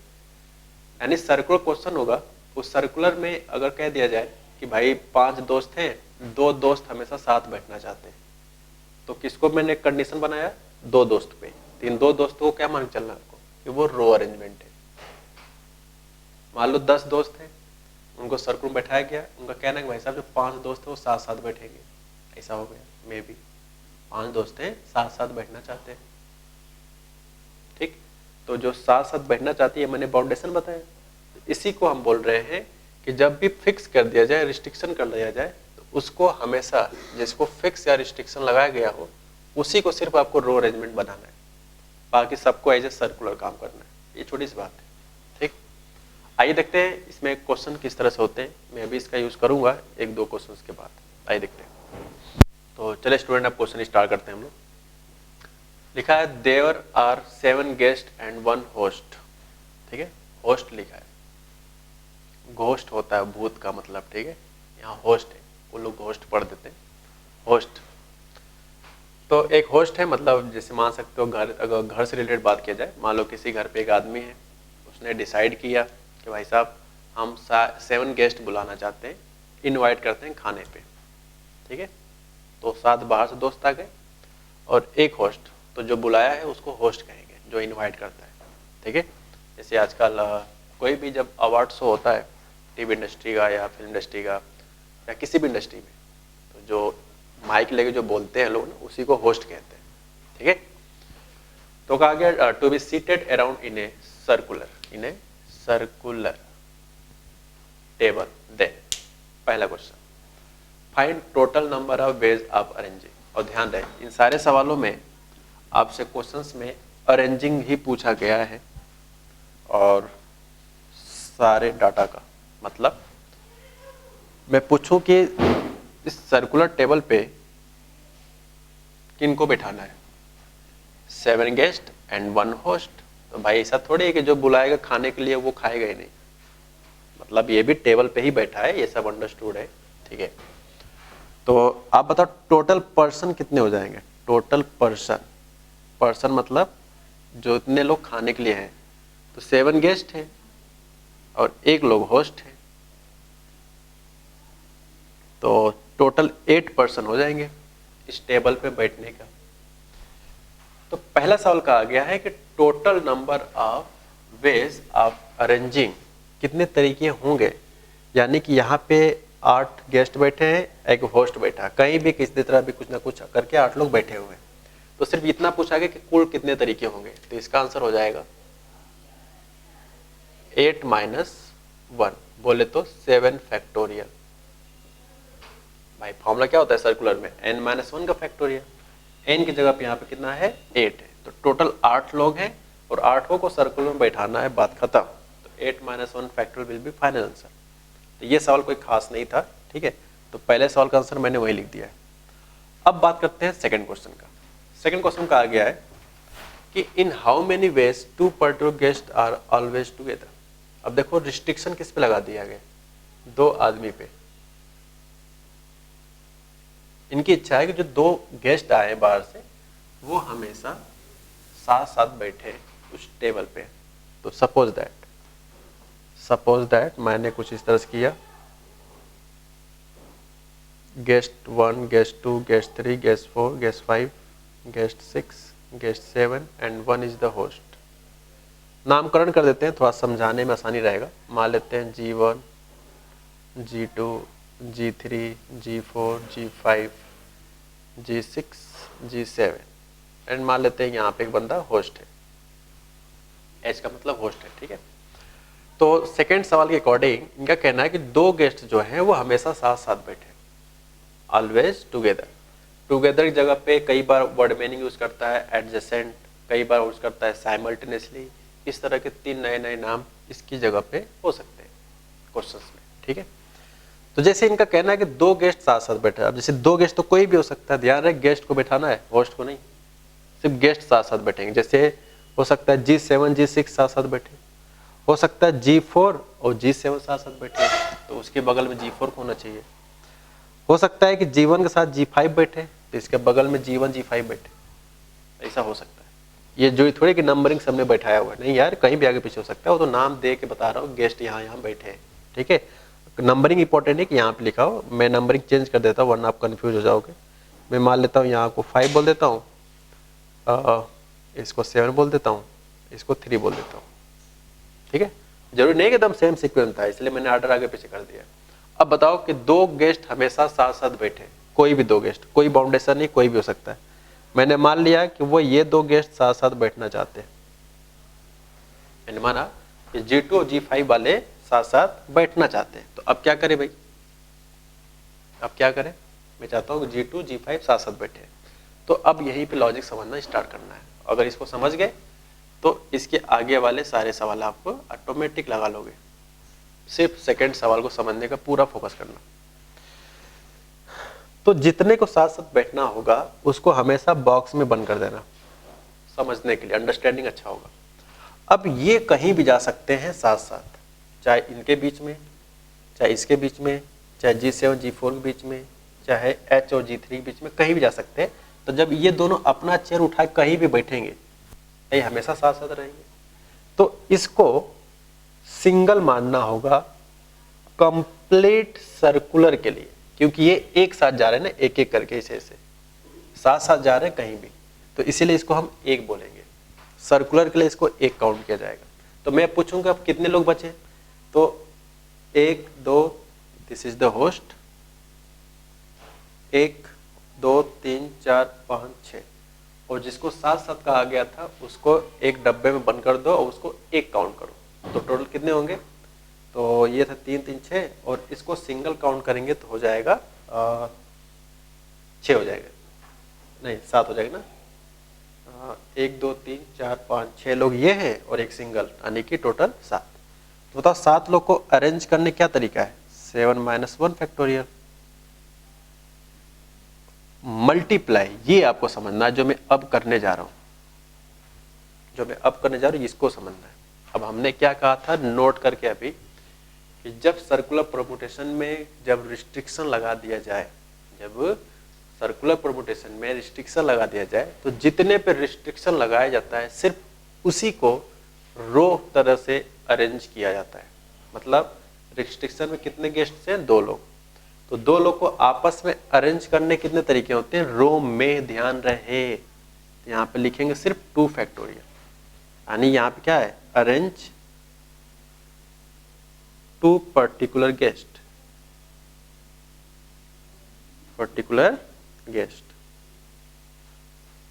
ठीक है। क्वेश्चन में कहा था, नोट करके हमने लिखवाया है, जब क्वेश्चन में रिस्ट्रिक्शन लगा दिया जाए, फिक्स कर दिया जाए कि ये हमेशा यही रहेंगे, तो उस तरह सवालों में हमेशा सर्कुलर के हिसाब से सिंगल मानना है, और उन अंदर जब जाओगे तो वो भी तो आगे पीछे बैठ सकते हैं। तो 2 लोग हैं तो 2 फैक्टर लिख दिया, ठीक है। तीसरा क्वेश्चन करते हैं। तो ये आपका सेकंड क्वेश्चन का जवाब है, जो अभी आपके कॉपी में दिख रहा है, ये सिर्फ सेकंड क्वेश्चन का जवाब है। सो आई गाइज सेकंड क्वेश्चन का जवाब हम लोग ने दे दिया, ठीक है। तो इसको अगर थोड़ा सा सॉल्व कर लें तो ये आ जाएगा 7 - 1 का 6 factorial and this will be 2 factorial, ठीक। तो ये फाइनल आंसर है। अब इसको पूरा ओपन कर लेना। अब हम चलते हैं एग्जाम्पल नंबर 3 पे, ठीक है। चेक कर लेते हैं सबसे ही, या हाँ भाई, थर्ड एग्जाम्पल क्या है, थर्ड पढ़ो। थर्ड ये कह रहा है, in how many ways 2 particular guest are never together. पिछले सवाल में कहा गया था भैया साथ साथ रहो, पता नहीं इन दोनों को आपस में क्या हुआ कि दुश्मनी हो गई, कहते हैं हम साथ साथ नहीं बैठेंगे, कुछ भी हो जाए, कोई भी 2, ध्यान रहे नाम नहीं दिए, बोला कि यही वाला 2 होना चाहिए, कोई भी 2, क्योंकि पर्टिकुलर बोला है, पर्टिकुलर मतलब कोई भी 2 में हो सकता है।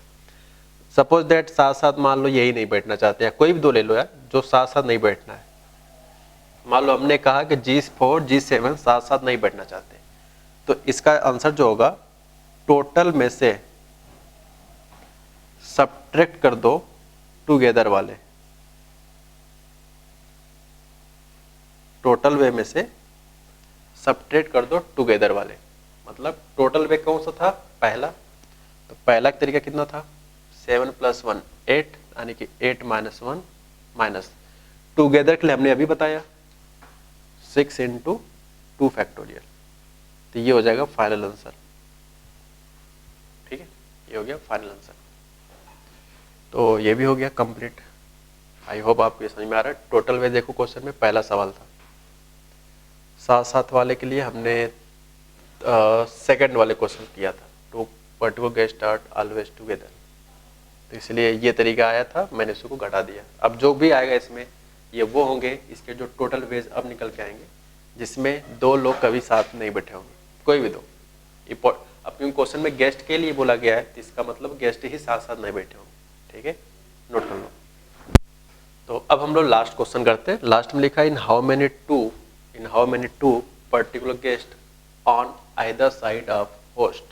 इनका कहना है कि जो 2 गेस्ट हैं वो चाहते हैं कि यार हम दोनों होस्ट की तरफ बैठे किसी भी एक साइड। सपोज दैट होस्ट यहाँ है, यहाँ पे कोई भी ले लो नंबरिंग में, guest number 2, guest 5, guest 3, guest number 1, 4, 6, 7, ऐसे कुछ ले लिया रैंडम। तो 7 है ना, 1 2 3 4 5 6 7, हाँ, और एक है होस्ट। तो थर्ड लास्ट सवाल में क्या कह रहा है, in how many 2 particular guest, इनकी इच्छा है कोई भी 2 पर्टिकुलर जो गेस्ट हो on either side of host, वो होस्ट के साइड में बैठे आसपास कहीं भी। तो जैसा मैंने अभी पिक्चर बनाया है, इस पिक्चर के हिसाब से कौन कौन होस्ट के आइदर साइड बैठे हुए हैं, तो कहोगे गेस्ट नंबर 2, गेस्ट नंबर 7, ये दोनों जो है होस्ट के आसपास बैठे हैं। अच्छा, अगर मान लो होस्ट यहाँ बैठ गया, तो अब कौन आसपास बैठे हैं, 3 वाला और 5 वाला। तो ऐसे तो कई सारे केसेस बनेंगे। तो इन सारे केसेस के लिए आप कैसे करोगे, तो आप 2 गेस्ट को पकड़ के इसको इस तरह से कवर कर दो, कहीं बैठा दो यार, जरूरी थोड़ी यहीं पे, आप इस यहाँ करके इसको बंद कर लो। तो अगर इसके अंदर बंद कर लिया, इसका मतलब है कि हमने 2 गेस्ट को होस्ट के रिस्पेक्ट में आइदर साइड हमने बैठा दिया। अब क्या करें, तो मैंने क्या बताया, जिसको बाउंडेशन रिस्ट्रिक्टेड होता है, एच वाला तो मजबूरी में रिस्ट्रिक्टेड हो गया, क्योंकि क्वेश्चन कहा गया तो होस्ट के अगल बगल बैठना है, तो इसलिए इनको एक साथ बैठाना पड़ेगा, मजबूरी। ठीक है, तो इसको आपको सिंगल मान चलना है। ये हो गया 1 2 3 4 5, और इसको मानना है सिंगल। तो सिंगल को सर्कुलर में कन्वर्ट करने के लिए क्या होगा, 6 - 1 या 5 1 6 सही है, इनटू, ये तो हो गया सर्कुलर में। और बताओ रिस्ट्रिक्शन किस पे लगा है, रिस्ट्रिक्शन आपका सिर्फ लगा है गेस्ट पे और होस्ट पे। तो होस्ट गेस्ट इस बॉक्स के अंदर कितने लोग हैं, 3 लोग हैं, 1 2 3। तो याद करो जिस पे रिस्ट्रिक्शन लगा होता है उसमें उस चीज को रो में अरेंज करते हैं। तो 3 चीज को, तीनों को रो में अरेंज करने क्या तरीका होगा, 3 फैक्टोरियल। लेकिन आप बताओ अगर आपने यहाँ पे 3 फैक्टोरियल अगर लिखे हैं, इसमें क्या गलती होगी, गलती समझते हैं। 3 फैक्टोरियल का मतलब ये होगा कि आपने तीनों को अरेंज कर दिया। सोच लो अगर कि G7 अगर यहाँ आ गया और मान लो होस्ट आपका यहाँ बैठ गया, तो क्या ये वो बात सही होगा कि आइदर साइड ऑफ होस्ट।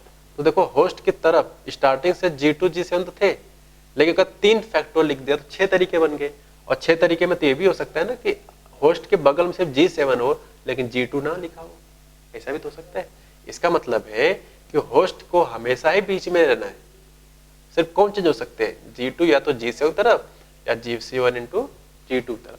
तो इसीलिए यहाँ पे जो चेंज होगा वो सिर्फ और सिर्फ वो लोग चेंज होंगे यहाँ पे 2 तरीके से। यहाँ पे ध्यान रहे मैं फैक्टोरियल नहीं लिख रहा हूँ, फैक्टोरियल से फील नहीं आएगा, तो सिर्फ मैं 2 इसलिए लिख रहा हूँ, या तो H के लेफ्ट साइड G2 बैठे, राइट हैंड साइड G7 बैठे, या उल्टा होस्ट के राइट हैंड साइड G7 बचे और लेफ्ट साइड G2 बैठे। तो इसका मतलब है अरेंज 2 पर्टिकुलर गेस्ट। ठीक है, तो यहाँ 2 क्यों लिख रहा हूँ गाइस, ये आपको पता होना चाहिए। हालांकि यार 2 फैक्टोरियल लिखना कोई बुराई थोड़ी है, 2 फैक्टोरियल को जब सॉल्व करेंगे तो 2 ही आएगा, चाहो तो लिख लो, कोई दिक्कत नहीं है। ठीक है, तो ठीक है, ये हो गया। तो ये रहा आपके लास्ट सवाल का फाइनल आंसर, ये हो जाएगा आपका 5 फैक्टोरियल इंटू 2 फैक्टोरियल। ठीक है, नोट कर लो।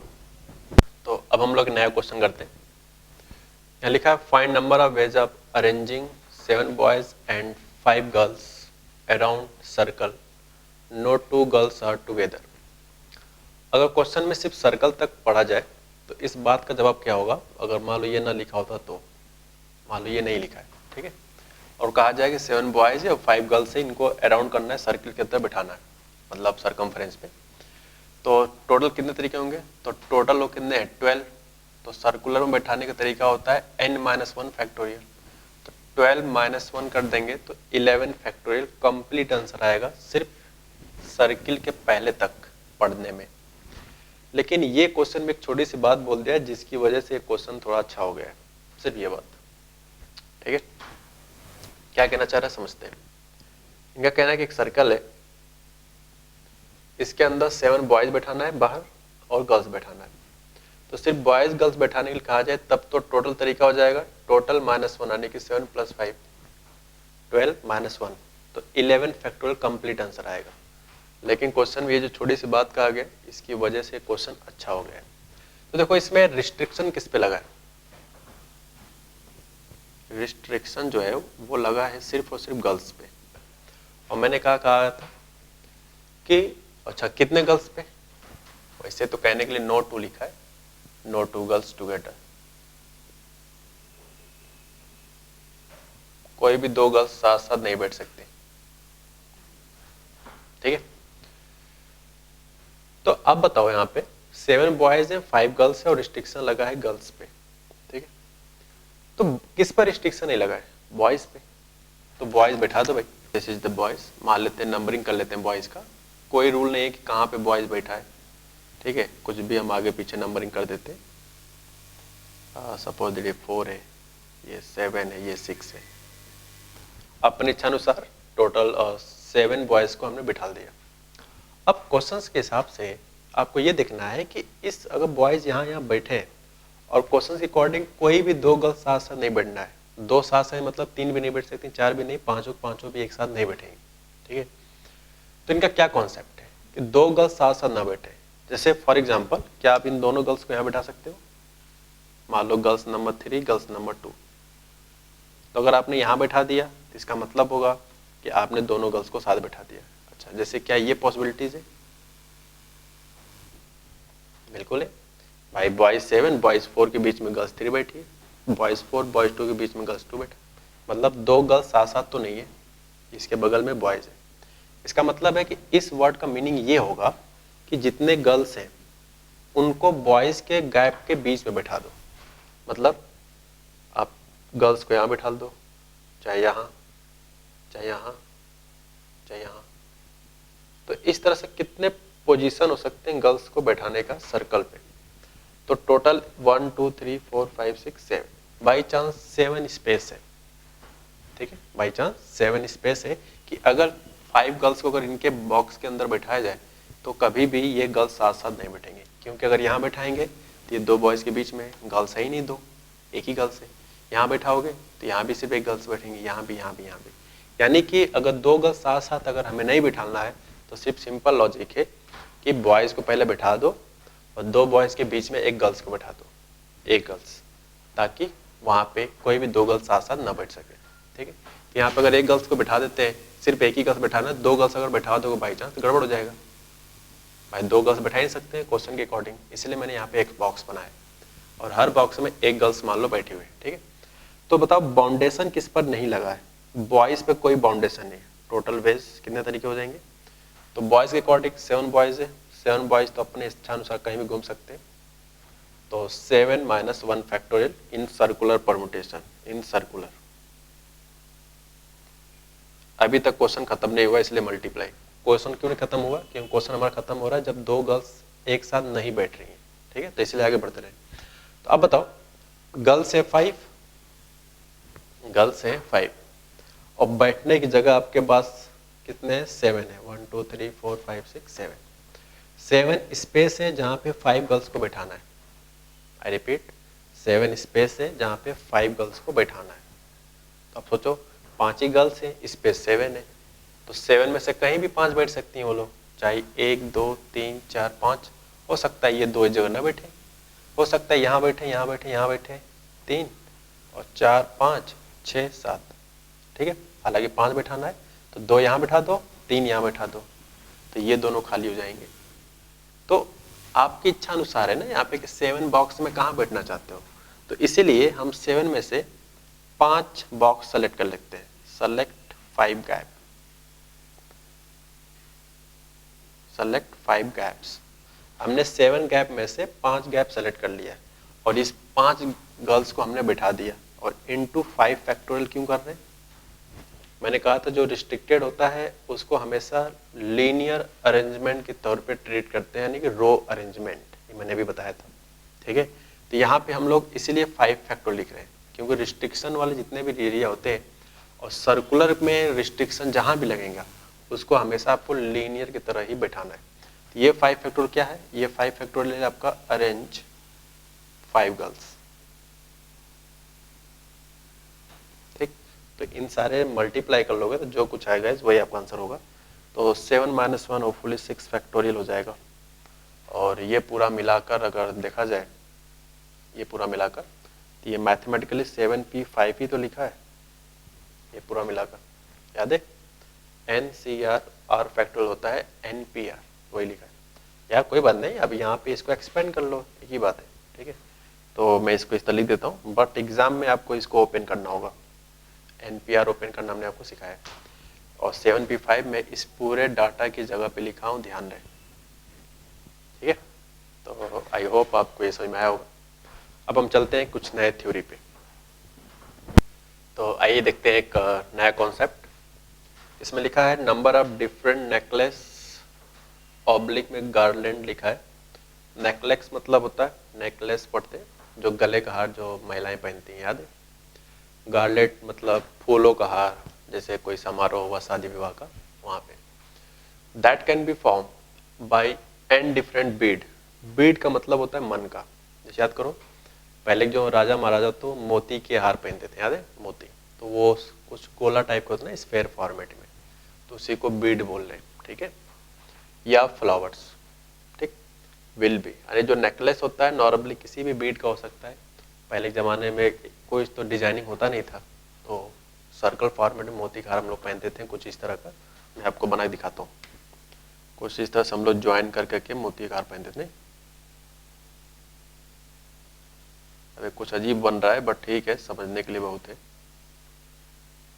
ठीक है। जस्ट लाइक ये मोती का हार है, सब कनेक्टेड होते थे। फिर ये राजा गले में चला गया, ठीक है, खूबसूरत लगता था। तो ये कुछ इसी तरह का कि जो सर्कल फॉर्म में होता है उसी को बीड बोल रहा है, ठीक है। या फ्लावर्स विल बी, इनका कहना है कि ऐसे कितने तरीके हो सकते हैं नेकलेस यानी गले का हार बनाने के लिए, गार्लैंड्स मतलब फूलों का हार बनाने के लिए, जब एंड डिफरेंट मतलब जिस चीज का यूज करके आप ये चीजें बना रहे हो, गले का हार या फूलों का हार, वो कैसे होने चाहिए, सबके सब डिफरेंट होने चाहिए। And different Beed will be, ठीक है। तो इसका जो डायरेक्ट फॉर्मूला होता है बच्चों, ये होता है जो अभी हम लोग पढ़े हैं, n-1 फैक्टोरियल, और बस इसमें 2 से डिवाइड कर दो, 2 से डिवाइड कर दो, ये होता है आंसर। अब बात आता है क्वेश्चन कि n-1 फैक्टोरियल तो समझ में आता है, 2 से डिवाइड क्यों कर रहे हैं? क्योंकि अगर आप याद करो, जो भी गले का हार बनता है या फूलों का हार, वो एक चीज के अबाउट सिमेट्री होता है, जितना इधर होता है उतना इधर होता है, ठीक है। तो टोटल का तरीका कितना होगा, n-1 फैक्टोरियल।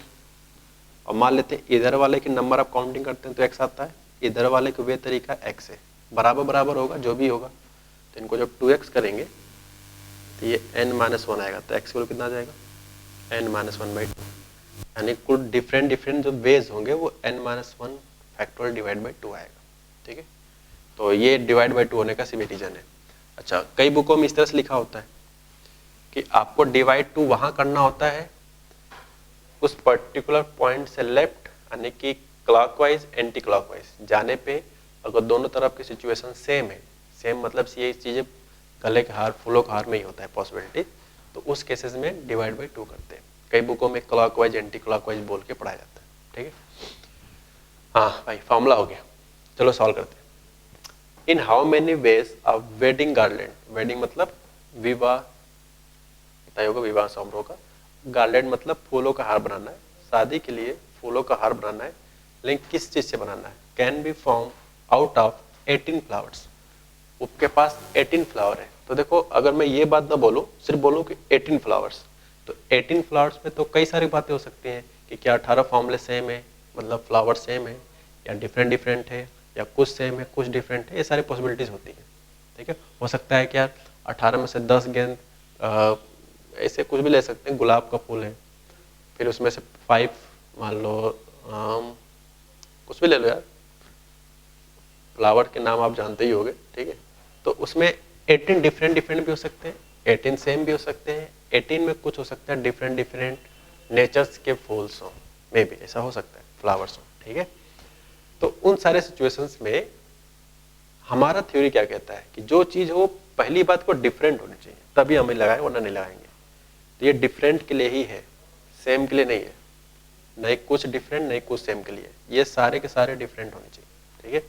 तो इस बात कंफ्यूजन हो इसलिए इन्होंने बोला है कि 18 फ्लावर्स तो हैं, ये बात सही है, लेकिन जो फ्लावर है उनके कलर जो है वो कैसे हैं, डिफरेंट डिफरेंट। तो भाई इसको अलग कहने का ये भी एक तरीका है कि कलर भाई अलग अलग है, ठीक है, रेड, येलो, ग्रीन, इस तरह से कलर अलग अलग है, और 18 के 18 फूल के कलर अलग अलग है, ध्यान रहे। तो इसलिए ये हमारा फॉर्मूला बेस्ड क्वेश्चन है। तो टोटल वेज जो होगा वो हो जाएगा n-1 फैक्टर डिवाइड बाई 2। तो ये हो जाएगा 18-1 divide by 2। So finally 7 factor divide by 2। ठीक है, तो इस तरह से इस सवाल का आंसर आता है, नोट कर लो। तो चलिए स्टूडेंट, अब एक बेस्ट कॉन्सेप्ट पे आते हैं जिसका नाम है डिक्शनरी प्रॉब्लम यानी dictionary type questions, dictionary type problems. कई क्वेश्चन हमारे डिक्शनरी से रिलेटेड सवाल पूछे जाते हैं और ये मेंस में अब आई होप मतलब एवरी इट्स कम। ओके, तो क्या इसका पूरा प्लान होता है डिक्शनरी टाइप क्वेश्चंस में, कैसे पता चलता है कि क्वेश्चन डिक्शनरी का है, ये सारी बातें हम लोग करेंगे। ठीक है, क्या होता है डिक्शनरी टाइप जितने भी क्वेश्चंस होते हैं उसमें आपको सबसे पहले एक वर्ड दिया जाएगा किसी भी तरह का, वो वर्ड कुछ भी हो सकता है। जैसे मैंने यहाँ पे वर्ड का नाम वीरगो लिखा है। वीरगो का मतलब होता है हिंदी में इसे कन्या कहते हैं, ठीक है, जैसे नहीं वीरगो राशि, इंग्लिश में वीरगो राशि, और हिंदी वाले कन्या राशि पढ़ते हैं। ठीक है, are arrange to form every possible 5 letter words. तो कोई आपको एक अल्फाबेट दिया जाएगा कुछ वर्ड मिलाकर, इनसे रिलेटेड आपको बताना है कितने डिफरेंट डिफरेंट जो 5 लेटर के वर्ड बनेंगे। बहुत सारे बनेंगे भाई, 5 डाटा है तो बताओ टोटल लेटर कितना बनेगा, इस लेटर से पांचों को मिलाकर कितने लेटर बनेंगे। तो जो टोटल लेटर बनेगा, ध्यान रहे मैं सबको लेकर बनाना चाहता हूँ और सबके सब अलग अलग है, तो 5 फैक्टोरियल, क्योंकि इसके अंदर 5 अल्फाबेट है। सॉल्व करेंगे तो ये आ जाएगा 120। 5 4 3 2 1 जब आपस मल्टीप्लाई करेंगे तो 120 आएगा। ठीक है, तो सोचो कि वीरगो वाले अल्फाबेट्स को लेकर VIRGO आगे पीछे करके बहुत सारे लेटर बनेंगे। मैं आपको थोड़ा सा यहाँ पे एक रिव्यू देता हूँ। जैसे लेटर ये भी बन सकता है, एक ये भी खुद अपने आप में एक लेटर है, ऐसे बहुत सारे आएंगे। ठीक है, IOGRV ऐसे बहुत सारे केसेस बनेंगे।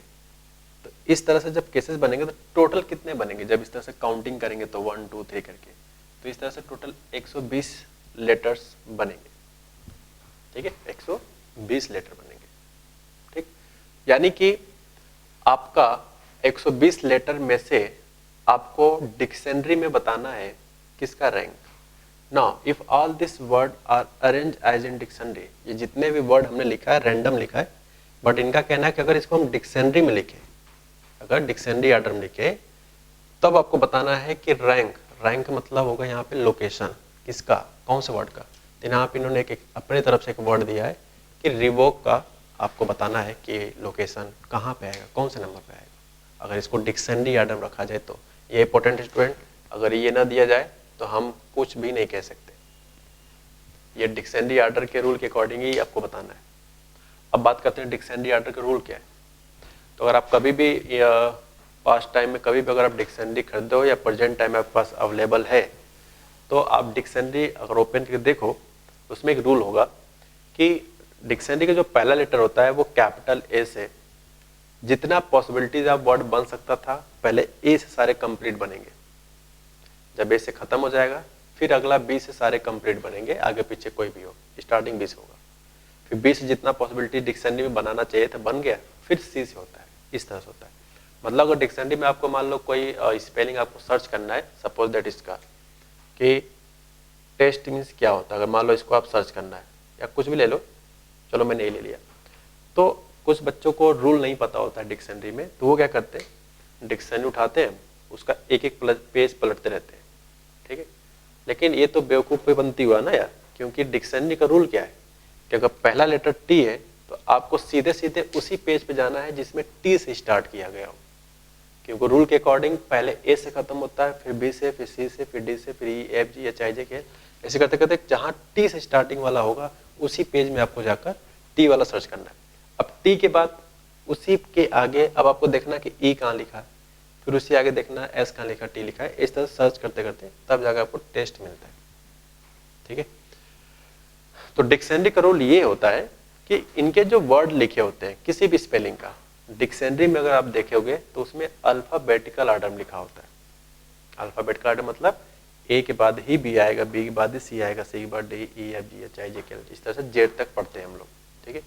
तो डिक्शनरी के जो रूल आप लोग को पता होगा कि रूल ऑफ डिक्शनरी ये है, अरेंज, ठीक है, अरेंज आर अल्फाबेटिकल ऑर्डर। अब क्या करें, तो अब बताओ आपके पास नेक्स्ट स्टेप्स आता है, ये तो हमेशा है, कोई भी सवाल हो चाहे ये हो या कोई हो, ये रूल तो हमेशा है, ठीक है। ये रूल है,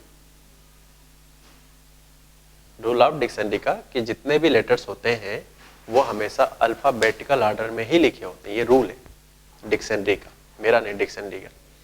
तो अब बात करते हैं कि ये रूल पढ़ने के बाद हमारे क्वेश्चन में इसको किस तरह से काम करना है, ठीक। सबसे पहला काम होगा कि आपको जिस पर्टिकुलर वर्ड का स्पेलिंग का काम करना है, सबसे पहले उस स्पेलिंग को अरेंज करो अल्फाबेटिकल ऑर्डर में। तो हमारे हिसाब से क्या आएगा भाई, हमारे हिसाब से क्या है, तो जैसे VIRG हो तो ABCD में सबसे पहले कौन आता है, तो एक बार ABCD पढ़ लेते हैं, रिवीजन हो जाएगा बचपन का। ABCDEFG, देखो जी आ गया, तो यहाँ पे लिख लो जी। उसके बाद आता है H, नहीं है, फिर है I हो गया, फिर आता है JKLMNO, देखो O आ गया, इसमें है, बिल्कुल है। फिर आता है PQ है नहीं, नेक्स्ट। उसके बाद आता है R, ठीक। उसके बाद एक ही चीज बच्चा है, लिख लो V आएगा। ये कुछ कहानी है इस तरह की, ठीक है। ये जो मैंने लिखा है इसी वर्ड को लेकर आपको अल्फाबेट में लिखना है, ऐसा नहीं कि अपनी तरफ से ABCD लिखे जा रहे हो, नहीं। आपको जिस वर्ड का रैंक बताना है उसी वर्ड को आपको पहले अरेंज कर लेना है, किस ऑर्डर में, अल्फाबेटिकल ऑर्डर में। तो ये बात तो मैं वो समझा रहा था कि एक टोटल 120 लेटर्स बनेंगे इस तरह से काउंटिंग करने पे। तो अगर 120 लेटर को अरेंज किया जाए डिक्शनरी में, तब आपको किसका रैंक बताना है, रिवॉक का, ठीक है। तो ये यहाँ तक कहानी में कोई समस्या नहीं होनी चाहिए, यहाँ तक सभी कर लेते हैं। अब जो वर्क होता है वो इसके बाद स्टार्ट है, ठीक है। और इस सवाल को करने से पहले मैं पूरी बात इसका बताना चाहूँगा। जो मेथड बता रहा हूँ ये मेथड बहुत काम का है, मेथड बहुत काम का है, लेकिन इस मेथड के बाद हम आपको ट्रिक भी बताएंगे, और ट्रिक से आंसर आपका मेरे हिसाब से ज़्यादा नहीं, विद इन 1 मिनट के अंदर आंसर आ जाएगा, चाहे जितना डिफिकल्ट से डिफिकल्ट क्वेश्चन हो, ठीक है। अगर रैंक पूछा जाए किसी भी सवाल का डिक्शनरी ऑर्डर में, तो उसका एक ट्रिक है, मैं भी बताऊंगा। लेकिन ध्यान रहे, तो वो ट्रिक एकेडमी लेवल पे हो तब तो आपको गलती से नहीं छूना है, आपको इसी तरह से प्रैक्टिस करना है जिस तरह से मैं भी करके दिखाने वाला हूँ, ठीक। अच्छा, तो जो ट्रिक बताएंगे वो सिर्फ रैंक वाले के लिए होगा, उसमें और भी सारे क्वेश्चन पूछे जाते हैं, ठीक है। तो वो उसके लिए यही काम आएगा जो अभी चलने वाला है। अभी हम एक सवाल कराएंगे, तो रैंक से रिलेटेड जितने भी क्वेश्चन होंगे वो अभी हम ट्रिक से भी बताएंगे, देखना कितना जल्दी आंसर आएगा, ठीक है बच्चों। आइए आगे बढ़ते हैं। उसके बाद नेक्स्ट स्टेप्स होता है वी वांट रैंक। आप किस पर्टिकुलर अल्फाबेट का रैंक चाहते हो। तो फिलहाल इनका क्वेश्चन कहना है कि भाई साहब हमें रैंक जो बताना है ना, विर्गो को नहीं, आप हमें जो रैंक बता दो वो सिर्फ इसका बता दो, रिवोक का बताओ। आपको जो रैंक बताना है वो रिवोक का बताना है, RIVOG, रिवोक का बताना है, ठीक है। अब देखिए क्या करते हैं, टोटल कितने हैं, 5 है। तो इस तरह से 5 इस तरह से लाइनिंग बना लो, ये स्टार्टअप है, 5 है, 5 बना लिया।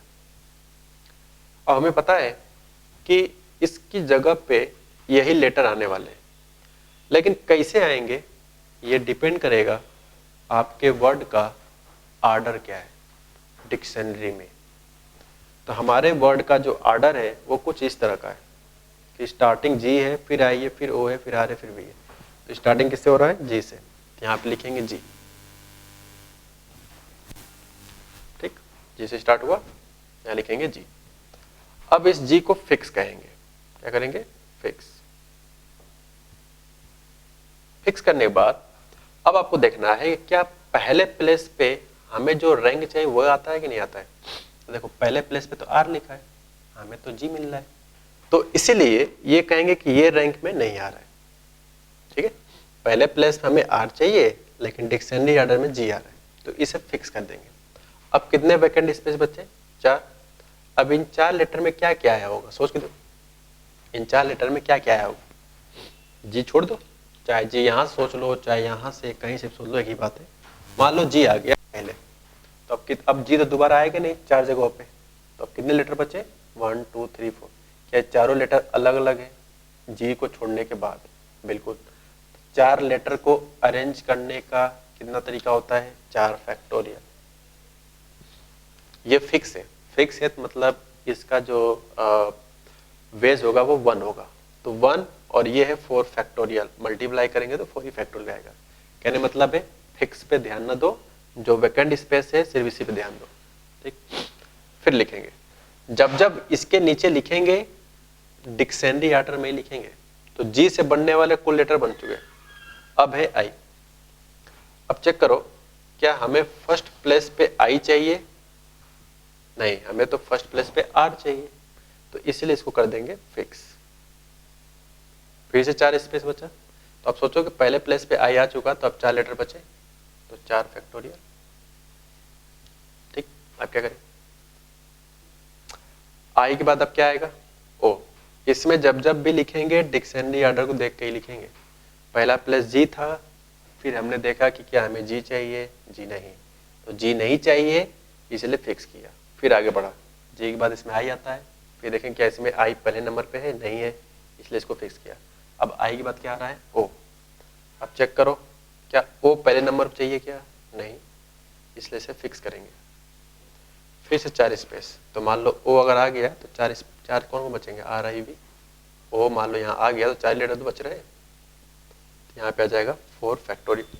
ओ के बाद क्या आएगा? यहाँ पे आर। ओ के बाद क्या आ रहा है? आर। ओ तक हमने भर लिया, फिर आ रहा है। अब चेक करो कि डिक्शनरी ऑर्डर में आर तो आ गया, क्या ये हमें आर चाहिए कि नहीं चाहिए? तो देखो वांट रैंक पे आर पहले प्लेस पे है, तो इसे कहेंगे हम वांट। क्या कहेंगे? वांट, यानी ये हमें चाहिए पहले प्लेस पे। एग्जाम में आपको ये फिक्स वांट ये सब लिखने की कोई जरूरत नहीं है अगर आप एकेडमी लेवल पे हो। ये सब चीजें आपको दिमाग में रखना है। ठीक है, टीचर ये नहीं दिखाएगा कि आपने फिक्स लिखा है या वांट लिखा है, आपको सीधे सीधे ये लिखने होंगे, और फिर फाइनल आंसर कैसे लिखेंगे वो बताएंगे। ठीक है, ये तो मैं आपको समझाने के लिए फिक्स कर रहा हूँ। तो जब जब फिक्स होगा उसके बाद जितने खाली जगह बचेंगे उतने तरीके से भर दो। जब जब फिक्स होगा जितने खाली जगह बचेंगे उतने तरीके भर दो। फिक्स होगा, खाली जगह को भर दो। जब वांट आएगा, अब यहीं पे एक इंपॉर्टेंट बात बोलने जा रहा हूँ, यहीं पे बच्चे कंफ्यूज होते हैं। जब मैंने बोला कि वांट, तो उस प्लेस के ठीक उसके आगे शुरू से भरेंगे डिक्शनरी ऑर्डर में। क्या बोल दिया?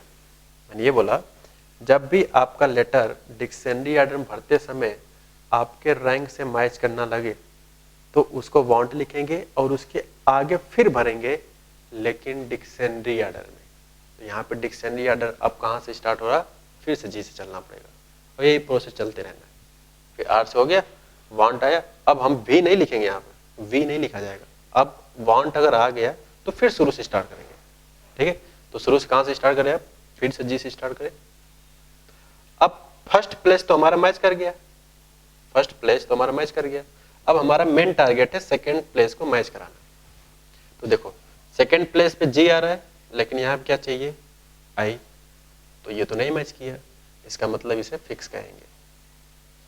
तो अब देखो अब तक 2 बॉक्स हमारे आ चुके हैं, अब लड़ाई आपके 3 बॉक्स पे, यानी कि आर आ चुका है, जी आ चुका है, 3 लेटर बचे आई बी ओ, और 3 ही स्पेस है, 3 के लिखने क्या तरीके होंगे? 3 फैक्टोरियल। ठीक है, अच्छा आगे बढ़ो।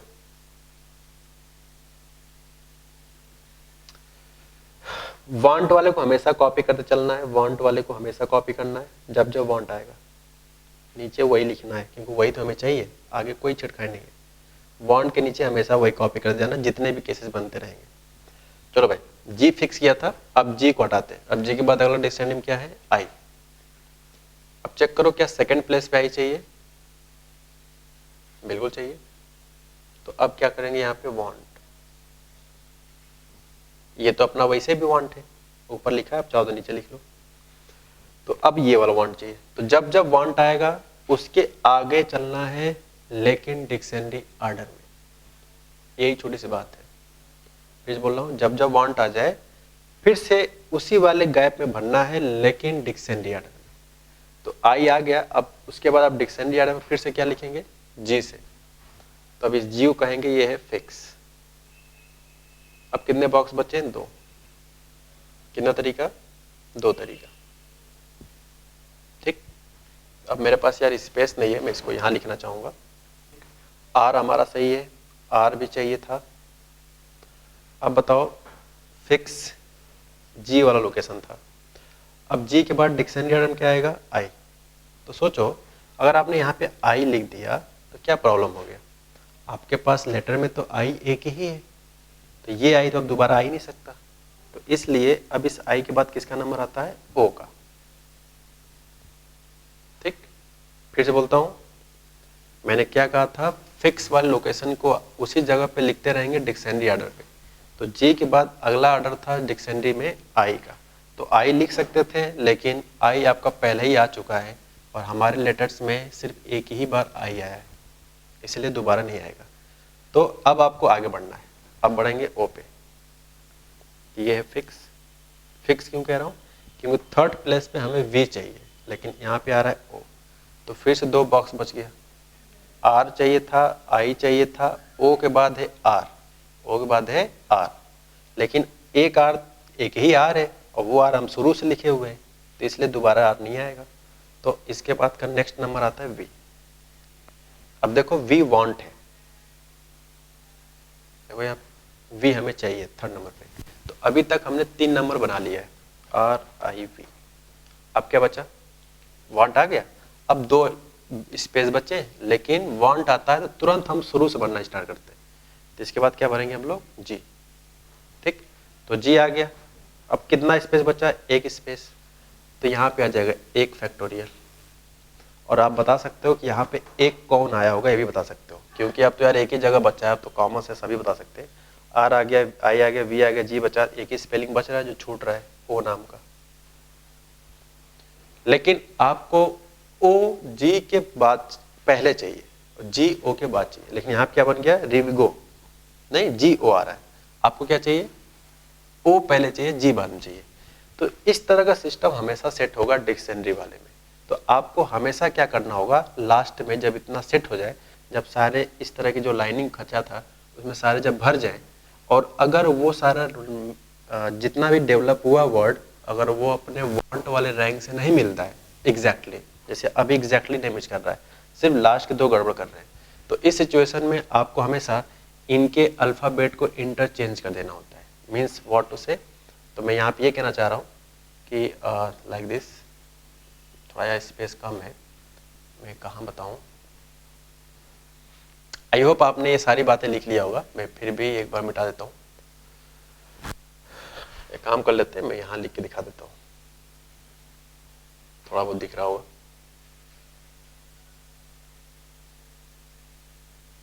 तो आर चाहिए था, आई चाहिए था, वी चाहिए था, और इनके अल्फ़ाबेट्स को अरेंज कर देना यहाँ पे, यानी ओ जी के प्लेस पे भेज दो और जी को ओ के प्लेस पे। तो एक वर्ड और बन गया नया, 1 फैक्टोरियल। ठीक, तो अब देखो स्पेलिंग पूरा रिवॉक का बन चुका है, स्पेलिंग रिवॉक का कंप्लीट बन चुका है, ये हमें चाहिए था। तो लेकिन हमसे पूछा गया कौन से नंबर पे आएगा। तो देखो गाइस, ये नंबर नहीं लिखा है, ये तो वो लिखा है ना, इनके तरीके लिखे गए। तो नंबर्स के लिए क्या करना होगा आपको, मतलब रैंक के लिए क्या करना होगा, ये जितने भी भरे होते हैं हम लोग, इन सारे डाटा को लास्ट में हम लोग ऐड कर देते हैं। क्या करते हैं, ऐड। तो मैं अब रेडी हूँ इस चीज़ को मिटाने के लिए कंप्लीट तरीके से, जो हमारे काम का है। अब मैं उस पर बात करने जा रहा हूँ। तो यहाँ पे जो वी वांट रैंक आएगा ऑफ रिवो, सब कुछ लिखने बाद आपको यहाँ पे आना है वापस। तो रिवॉक के लिए आपको इन सारे तरीकों को आपस में ऐड करना होता है। तो 4 फैक्टोरियल 4 फैक्टोरियल 4 फैक्टोरियल कितनी बार आ रहा है, 3 बार। यहाँ लिख दो 3 × 4 फैक्टोरियल प्लस 3 एक ही बार आ रहा है बाई चांस, प्लस 2 फैक्टोरियल 2 बार आ रहा है, प्लस ये 1 2 बार आ रहा है। ठीक है, तो बस इन्हीं को आपको ऐड कर लेना है, जो कुछ आएगा वो आंसर हो जाएगा। तो यह आ जाएगा 3 इंटू 24 प्लस 6 प्लस 4 प्लस 2, ये हो जाएगा 72, 6 4 10 2 12, 2 2 4 7 प्लस 1 84। यानी कि अगर हम लोग दीर्घ स्पेलिंग को डिक्शनरी ऑर्डर में अरेंज करें तो अरेंज करते समय रिवोक का लोकेशन किस नंबर पे आया होगा? वो आया होगा 84 नंबर पे। तो ये जबरदस्त सवाल यहाँ पे बनता है। ठीक है, ओके। तो ये सवाल तो सबने पूछा है, मतलब ये नॉर्मली सबको पता होता है, स्टूडेंट को रैंक निकालने का तरीका होता है, मोस्ट ऑफ द स्टूडेंट को सबको पता होता है। और हमारे पास नॉर्मली सारे टीचर अप्रॉक्सीमेटली यही बताते ही हैं। मैं बात बोलूँ तो 98% टीचर सिर्फ ये वाला मेथड बताते हैं जो दिख रहा है आपको, 98%। मे भी 1-2% कुछ अलग बताना चाह रहे हो। और लेकिन अगर आप बोर्ड में हो, अगर आपको 12th का पेपर देना है, 11th का पेपर देना है, तो अगर रैंक के सवाल आते हैं तो आपको इसी तरीके से करने होंगे। ठीक है, तो ज़्यादा से ज़्यादा आप क्वेश्चन असाइनमेंट से करो, सही रहेगा। अब हम बात करते हैं यहाँ पे कि इस पर्टिकुलर कॉन्सेप्ट में आपका टोटल आंसर 84 तो आ गया, अच्छी बात है। कई बार इसमें कई सारे के मिक्सिंग क्वेश्चन पूछे जाते हैं। मिक्सिंग का मतलब ये है, आपसे ये पूछा जा सकता है कि ऐसे टोटल कितने वर्ड होंगे, आई रिपीट, इस स्पेलिंग में ऐसे टोटल कितने वर्ड होंगे डिक्शनरी ऑर्डर में जो रिवोक के बाद आएगा, रिवोक के बाद आएगा, ऐसे कितने वर्ड्स हो सकते हैं? तो सिंपल है, टोटल लेटर है 120 और मुझे रिवोक के बाद चाहिए, यानी कि 85 से काउंटिंग में चाहिए। तो क्या कर लेंगे, 120 में से 84 को सब्ट्रैक्ट कर देंगे, तो उसके आगे के जितने भी क्वांटिटी आएंगे वो सारे बन जाएंगे हमारे। क्या बोल दिया, टोटल लेटर है 120, रिवोक का लोकेशन आ रहा है 84, और क्वेश्चन में आपसे पूछा जाएगा कि find the total number of word after revoke in dictionary order. आपको रिवोक स्पेलिंग का डिक्शनरी ऑर्डर में रिवोक के बाद कितने वर्ड आएंगे, तो कुछ नहीं करना है, इसमें से इसको घटा देना, जो कुछ आएगा वही आंसर होगा।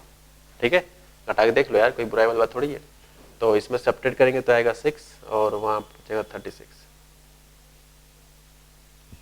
यानी रिवोक स्पेलिंग के बाद टोटल 36 ऐसे वर्ड आएंगे जो डिक्शनरी ऑर्डर में रिवोक के बाद आएंगे, 36।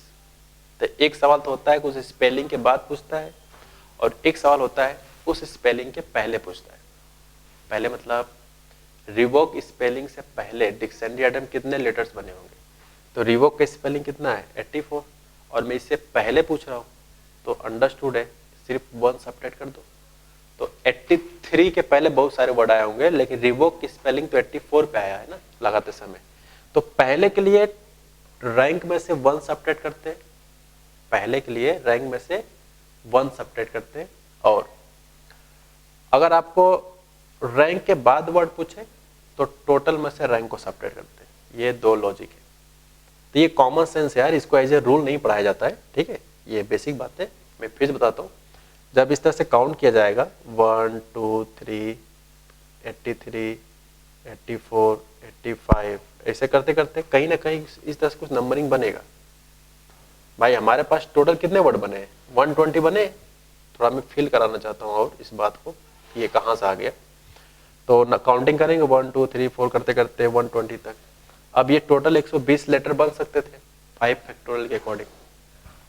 अब उस 5 फैक्टोरियल में क्या प्रॉब्लम है कि हमने डिसाइड कर लिया कि लोकेशन जो होगा 84 पे रिवोक की स्पेलिंग है, रिवोक की जो स्पेलिंग है गाइस वो 84 पे है। तो अगर आपसे पूछा जाए कि 84 के बाद कितने रिवोक स्पेलिंग के बाद कितने लेटर बनेंगे, तो उसके लिए मैंने बताया था कि टोटल में से 84 सब्ट्रैक्ट कर दो, तो ये है सारे रैंक जो रिवोक के बाद के हैं। अच्छा, अगर रिवोक से पहले पूछा जाए तो अंडरस्टूड है, 1 2 3 4 5 6 कहाँ तक बन रहा है? 83 तक तो बन रहा है। तो पहले पूछा जाएगा तो रैंक में से 1 सब्ट्रैक्ट कर देना है। लास्ट टाइम बता रहा हूँ आपको, अगर पहले रैंक पूछा जाए रैंक के रिस्पेक्ट में तो 1 सब्ट्रैक्ट करना है रैंक में से, और अगर रैंक के बाद पूछा जाए तो टोटल वर्ड निकालकर आपको रैंक को सब्ट्रैक्ट कर देना है। ठीक है, तो इस तरह के 2-3 सवाल पूछे जाते हैं। तो ठीक है, तो ये सारे वेरिएशन हमने आपको करा भी दिया, अच्छी बात है। अब हम बात करते हैं कि उस स्पेशल ट्रिक का जिसमें हम लोग इस तरह के क्वेश्चंस का जवाब बड़े आसानी से दे सकते हैं। वो ट्रिक क्या है, अब हम लोग उस ट्रिक के बारे में बात करते हैं। और बहुत सारे स्टूडेंट को देखो, अगर एकेडमिक हो तो मजबूरी यार आपको ऐसे ही करना पड़ेगा जो मैंने दिखाया अभी। लेकिन अगर आप कंपटीशन में हो, कंपटीशन में पेपर देने आपको, तो मैं इसको अवॉइड करता हूँ। ठीक है, तो किस मेथड्स करेंगे, आइए अब उस मेथड के बारे में बात करते हैं। तो अब हम बात करते हैं यहाँ पे ट्रिक की। तो ये एक स्पेशल ट्रिक है, मैं फिर बताता हूँ। 98% टीचर इसको प्रीफर नहीं करते हैं क्लास में बताना, क्योंकि उनको एकेडमी बच्चे भी देखने होते हैं, अपने को दोनों देखना है। तो एकेडमी के लिए मैंने इसके पहले वाला बता दिया, ये उन बच्चों के लिए जो कंपटीशन वाले। ठीक है, तो देखते हैं क्या है। सबसे पहला काम अभी भी वही है कि आपको जिस लेटर पे काम करना है उस लेटर को अरेंज कर लो डिक्शनरी ऑर्डर में, ये ऑलवेज है। ठीक है, तो इसे लिखा अरेंज इन अल्फाबेट, तो मैंने इस वर्ड को अल्फाबेट में अरेंज कर लिया। उसके बाद नेक्स्ट नंबरिंग आता है, इसके ऊपर नंबरिंग कर दो काउंटिंग करके 1 2 3 4 5 5 है, 5 लिख दिए। ठीक, अब क्या करेंगे इसके बाद, अब लिखेंगे यहाँ पे वी वॉन्ट रैंक। अब आप बताओ आप किसका रैंक चाहते हो। विर्गो का रैंक तो हमें चाहिए नहीं, हमें रैंक किसका चाहिए, रिवोक का।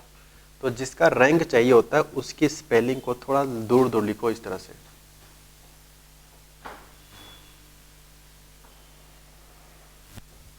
रैंक हमें किसका चाहिए, रिवोक का ना, उसको लिख दिया।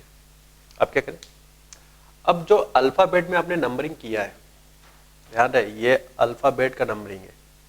ऐसा नहीं कि आप ओरिजिनल एबीसीडी में जी का लोकेशन देख रहे हो कि 35 नंबर में 32 नंबर पे, वो नहीं। जो स्पेलिंग लिखा होगा उसको आप लिख लो अल्फाबेट में, फिर आग बंद करके 1 2 3 4 5 लिख दो। ठीक, ओके। अब बात करते हैं कि इनके ऊपर डिक्शनरी ऑर्डर में जो लोकेशन थे उसके नंबरिंग कर लो। जैसे आर यहाँ पे कौन से नंबर पे, चौथे नंबर पे, आई दूसरे नंबर पे, वी है 5वें नंबर पे, और ओ है आपका कहाँ गया, या 3 नंबर, और जी है आपका 1 नंबर पे। अब कहानी इसके बाद स्टार्ट होती है जो आपको समझना है। ठीक है, ट्रिक भी लगाने से पहले, ट्रिक भी सबको नहीं पसंद आता है। यहाँ पे क्या रीजन है अच्छा होता है समझते हैं। पहले क्या करते हैं, पहले आपको अल्फाबेट में अरेंज कर लो, उसके नंबर आगे बन के 1 2 3 4 दे दो, जितने भी लेटर्स हो, चाहे 5 लेटर हो 6 7 जितने लेटर्स हो सब पे नंबरिंग कर दो, काउंटिंग करते करते। मान लो 1 लेटर और होता है इसमें, तो 5 पर 6 नंबर देते हैं, यही होता है। उसके बाद हम बात करेंगे वी वांट रैंक। फिर आप क्वेश्चन में देखना कि आपसे रैंक किसका पूछा गया है, तो रैंक हमें क्वेश्चन में रिवॉक का पूछा गया है, तो रिवॉक की स्पेलिंग को लिख लेंगे, हमें इसी का तो रैंक चाहिए। अब क्या करेंगे, अब इस पर्टिकुलर अल्फाबेट के नीचे हम एक नंबर लिखने वाले हैं। ये नंबर कैसे डिसाइड करते हैं कि क्या आएगा, उसके लिए उसके ऊपर नंबर वाले से डिसाइड किया जाता है। कैसे, जैसे आर के ऊपर क्या लिखा है 4। अब आपको देखना है कि 4 से कम, सिर्फ कम बोला है, ध्यान रहे 4 से कम राइट हैंड साइड ही आपको जाना है, सिर्फ राइट हैंड साइड, कि 4 से कम राइट हैंड साइड कितने ऐसे नंबर आ रहे हैं। तो 1 2 3, टोटल 3 नंबर ऐसे हैं जो 4 से कम है राइट हैंड साइड में, सिर्फ राइट ही देखना है ध्यान से। यहाँ क्या लिख देंगे 3। ठीक, अब देखो 2 से कम कितने लोग हैं, तो 2 से कम तो सिर्फ एक ही लोग हैं, वो है 1। 5 से कम राइट हैंड साइड कितने हैं, सिर्फ 2 लोग। 3 से कम कितने लोग हैं, एक ही है। 1 से कम तो है ही नहीं उधर, इसलिए लिख देंगे 0। तो ये अगर आप ध्यान से नहीं काम करोगे तो आपसे गड़बड़ हो जाएगा। ये वाला स्टेप बड़ा इंपॉर्टेंट है कि उस स्पेलिंग के नीचे कुछ लिखा जाता है नंबर, वो नंबर डिसाइड होता है उसके ऊपर वाले नंबर से राइट हैंड साइड कितने नंबर ऐसे हैं जो कम है। तो 4 से कम कितने थे, 1 2 3, 3 नंबर है जो 4 से कम है, इसलिए 3 लिखा। 2 से कम कितने लोग हैं, सिर्फ इकलौता एक नंबर है, इसलिए 1। 5 से कम 2 नंबर है, 3 और 1। 3 से कम 1, 1 उधर नंबर ही नहीं, इसलिए 0। ठीक है, इतना हो गया। अब बात करते हैं आगे। उसके बाद जो मैं अब लिखने जा रहा हूं, ये काम आपको ऑलवेज करना होगा, चाहे किसी भी तरह का सवाल हो रैंक से रिलेटेड। जो मैं अब लिखने जा रहा हूँ, लेकिन जहाँ पे मैंने आइस का सिंबल बनाया है, ये यहाँ पे नंबर क्वेश्चन के अकॉर्डिंग डिसाइड होता है कि इसके ऊपर नंबर जो है उससे कम कितने नंबर है। ठीक है, अब बात करते हैं इसके सेकेंड रो में क्या लिखा जाएगा। इसमें आपको हमेशा आंख बंद करके राइट हैंड साइड से स्टार्ट करना, 0 फैक्टोरियल, फिर एक एक फैक्टोरियल बढ़ाते जाना है। तो 0 के बाद 1 फैक्टोरियल, इसके बाद उसके नीचे लिखना है 2 फैक्टोरियल, फिर 3 फैक्टोरियल, फिर 4 फैक्टोरियल। ध्यान रहे ये लिखने के लिए हम ऊपर नहीं देख रहे हैं, ये आपको हमेशा लिखना है और स्टार्ट करना है राइट हैंड साइड से। 0 से स्टार्ट करना है, फिर एक एक बढ़ाते चलना है फैक्टोरियल लगाते हुए। ठीक, अब बात करते हैं ये क्या आएगा। अब इनके करस्पॉन्डिंग को मल्टीप्लाई कर लेते हैं, करस्पॉन्डिंग डाटा को मल्टीप्लाई कर लेते हैं। क्या आएगा, दिया जाएगा 0 into 0 factorial, 1 into 1 factorial, 2 into 2 factorial, 1 into 3 factorial and 3 into 4 factorial. तो जब इनके करस्पॉन्डिंग नंबर्स का मल्टीप्लाई करते हैं, उसके बाद जो कुछ आता है उसको ऐड करते हैं ऑलवेज। ये प्रोसीजर है। जहां मैंने आग का सिंबल बनाया है वो आग बन करके आपको किस तरह से लिखना होता है, उसके नंबर से राइट हैंड साइड जितने कम होंगे उसी नंबर से, 4 से कम जितने राइट हैंड से। जब आई के नीचे लिख रहे हैं, देख रहे हैं कि उसके ऊपर 2 लिखा था, तो 2 से कम देखेंगे। 5 है तो 5 से कम देखेंगे, तो जितने आते रहेंगे उसके नीचे लिखते रहेंगे। ऑलवेज क्या करना होगा आपको, हमेशा उस साइड से 0 फैक्टोरियल स्टार्ट करना। ध्यान रहे जरूरी नहीं कि यहाँ पे 0 लिखा हो, इधर कुछ भी लिखा हो, इधर हमेशा 0 से स्टार्ट करना है। 0 फिर एक एक बढ़ाते जाना है। ठीक है, ऑलवेज हो गया। उसके बाद इनके करस्पॉन्डिंग डाटा का मल्टीप्लाई करना है, corresponding this this this this this. Corresponding multiply करने के बाद जो कुछ बनेगा उनको आपस में ऐड कर देना है। अब इसको सॉल्व करेंगे, इसको सॉल्व करेंगे। आप प्लीज अपने कॉपी में सॉल्व देखना, इसको सॉल्व करने से 83 आ रहा है, करके देख लो। 4 फैक्टोरियल होता है 24, 24 में 3 का मल्टीप्लाई कर लें, जो कुछ आएगा जब इन सारे डाटा को आप ऐड करोगे तो 83 आएगा। अब आप सोच रहे हो सर आंसर तो 84 आया था, तो मेरा कहना है जी हाँ बिल्कुल, आपका सोचना बिल्कुल सही है। तो जब हम बात करेंगे रैंक का, जब हम बात करेंगे किसका, वी वांट रैंक का,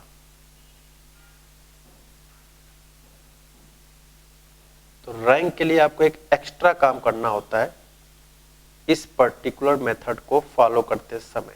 क्या एक्स्ट्रा काम, कि इस प्रोसीजर से जो सम आता है, जो भी आता है, उसमें आपको हमेशा एक ऐड करना होगा, ऑलवेज ऑलवेज ऐड करना है। ये बात हमेशा रहेगा ये, लेकिन तब होगा जब आप इस मेथड को फॉलो कर रहे हैं जो ट्रिक वाला है।